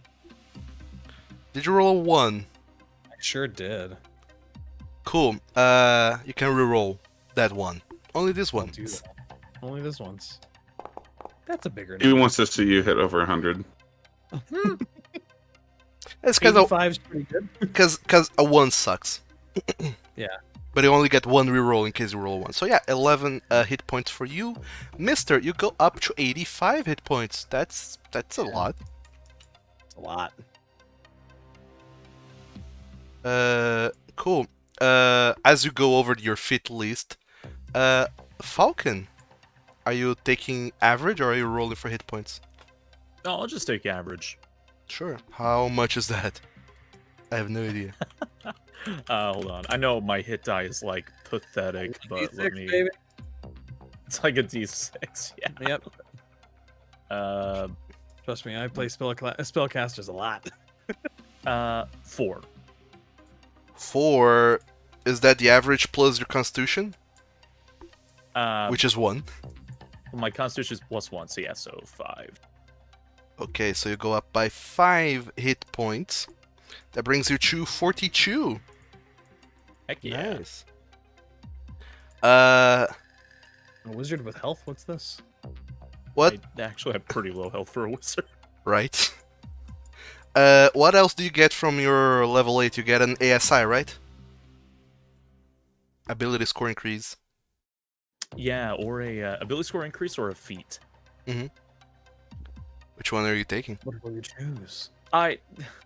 Bro, I'm a wizard. I gotta like study. I gotta Yeah. look through 1,500 spells first, and then I gotta look at fucking telekinetic and elemental adept or eldritch adept. I gotta sit here and read all this. Well, You should have told us we were gonna level. I would have studied. It's gonna Sorry. take me a while. sorry. But you're not even getting new spells. At wizard, I think I get 2 spells every level. Yeah, you get new. Oh yeah, you get to learn new spells. Ah, yeah, that's right. Mm-hmm. That's the whole wizard shtick. I get a new spell slot at level 4. I learn 2 new spells. Then I can either take an ability score improvement or I can take a feat. So I gotta look at all the spells now. Sorry, but yeah, yeah. No, you're fine. All of your traveling and being in Stupid Hardtack has enabled you to do a lot of reading in your spare time, and you learned a lot of cool spells that you copy to your spell book. Kolarys, are you rolling for hit points or are you taking average? I can roll for hit points. I mean, it's up to you. I believe your D8 is the average is 5. So if you take average, your hit points increase by 6. If you roll, it's 1d8 plus 1. 1d8 plus 1? Yeah, because that's your constitution modifier. Oh boy. So either you take 6 or you roll. Look at you. Look at this guy. Oh yeah, goddamn 8. So yeah, you go from 45 to 54. You reverse those numbers around. Tasty. Yeah. So yeah, you guys get a little bit beefier, harder to take down, but then again, I guess the enemies you guys are going to be encountering are also trickier to fight. At this point, all of Also, I you... learned at 8th level can come from any school of magic. Yeah! You get to choose spells that are more than illusion or enchantment. Mm-hmm. You can finally learn something akin to Fireball, but 2nd level, I believe, is the highest spell level you can cast. Does he get Scorching Ray? I have no idea. Well, technically you can. I can only go up to 2nd level, I Yeah, think. Scorching Ray is a 2nd level spell.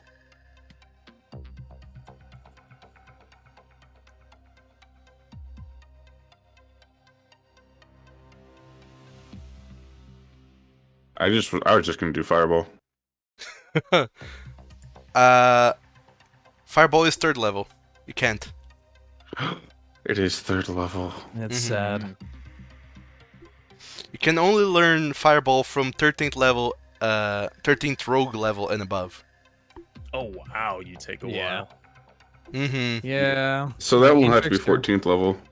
Yep. This one I'm just gonna have to like look up myself. It's Sure. not very stealthy either. Okay. Yeah. Also, Kolarys, did you decide if you're taking a... if you're getting an ability score increase or a feat? I'll do ability score increase. I haven't looked through the feats. I mean, if you want, you can take your time and look through it.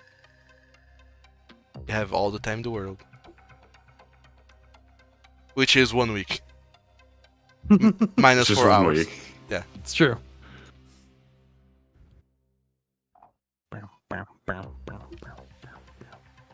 Yeah, I'll just do ability score increase. Really? Okay. What are you increasing? Dex and int. Yeah. Okay, so your dexterity goes up by 1 and intelligence goes up by 1, right? Yeah. Let me go ahead and tell you that that's not a good choice. Yeah? Because both of your attributes in those skills... Wait, is your dexterity... What is your dexterity? That would make it 19. Yeah, you would not get any benefits from it being 19. You'd want to either put 2 in Dex or... True intelligence. So only even numbers give you benefits, odd numbers gives you nothing. Yeah, unfortunately, that's how D&D is set up. So instead of like leveling both up right now and getting no benefit and only getting an actual benefit, the next time you get an ASI, you can increase 1 of those right now and get the benefit for either Dex or intelligence. I'll do Dex then. Sure. So your Dex goes to 20, your intelligence is 14. Don't worry about that roll. Okay, I will not. So now your Dex is plus 5, which also increases your armor class, I believe.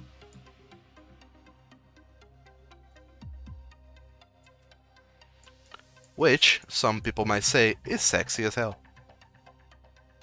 Yeah. AC rocks. Mm-hmm. Where's my spellcasting modifier? Oh wait, never mind. I found it. Attack mod +7. Okay. Mm-hmm. Okay. It's your proficiency plus your intelligence.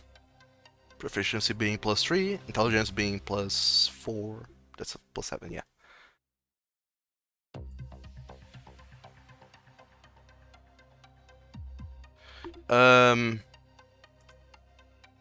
So are you guys going to take a break then to look into the books and study what you guys are gonna do with your feats? I have a lot of things to think about.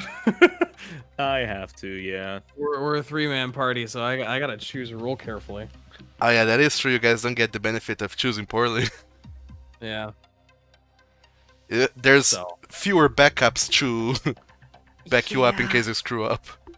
Yeah, I'll look at the feat list some more intently after we're done here. Sure. Yeah. Yeah, it's a tricky time for you guys, I'm sure.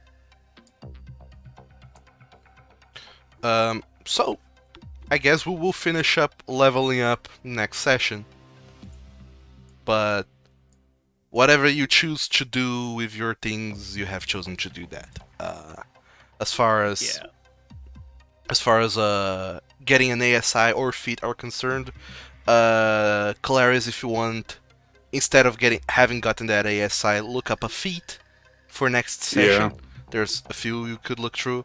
Then yeah, you can go ahead and do that, and then we will redact that. But hit points have already been rolled, so that is the only thing that will stick. I'm cool with that. And I hope you all don't mind if I call the session here earlier today. I mean, I'm gonna sit here and pick a feat. It's just gonna take me a lot of time. Sure. I want to be super ready for when you guys get to Madlanach, because things are gonna get real crazy once you do. Oh, I'm sure. I already have several things written, several things of which I wrote during the game, but Oh no. I want to be even more prepared for, Upcoming silliness. yeah, think real true about who Kolarys' and Falkan's parents are as persons, you know. Uh-huh. Because, they are characters, too. Yeah. Wait, your parents are alive? Oh. Yes, I've been talking about them. Just every D&D adventurer's parents die. It's like the basic. Yeah, not these people. They're nobles. They're not, does not exclude them from dying because their son's an adventurer. Fair enough. Fair enough. But yeah, so we will go. We will get back to you all later to determine what your feats and or ASIs are going to be. Other than Falkan and Kolarys, well, actually, Drachdarin, you're the only one who does not get any cool new things at level 8, I believe. I'm a fighter. Hi. I mean, you got a magical weapon. Fighter-Man. I'm not complaining. Yeah. Well, at least you will get cool things for being this flavor of fighter, so there you go. Uh-huh. But yeah. So, watchers, viewers, this is gonna be it for this session. I hope you all enjoyed thoroughly this episode 25 of Conquerors of Nolyn. We're 1/4 of the way through 100 episodes. We're not gonna get to 100, or otherwise I will just throw myself off a very tall window. But we will keep doing this because this story is just beginning. These boys have a lot of trouble ahead of them. Do you remember Falkan? That's a character that'll come back. Remember Felt. Yeah. So I know who that is. I'm not excited. No. Well, yeah. All of those colorful characters will make a comeback eventually, and it's gonna get wild. But in any case, if you are wondering, but Doug, who the hell is Falkan?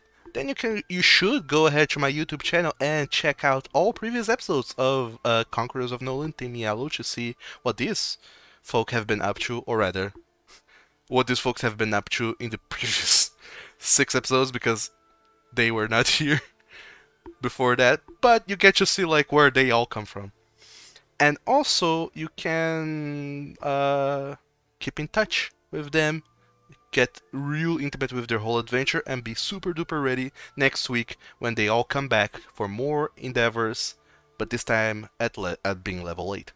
So I hope you all have a great evening, and I'll be seeing you all next week. Except that I will probably see you viewers either on Sunday or Monday. I will be posting times because I'll be having the second part of that Coyotes and Crows Halloween special game that I've been doing. So if you're interested in seeing some crazy shenanigans going on, make sure to sign up. But earlier on Sunday I will be posting a VOD that's so you can catch up to what happened in the first episode in case you're wondering about that. But in any case, thank you all so very much for watching. I'll be seeing you all next time. Have a great evening and good night, everyone. Good night. Bye-bye.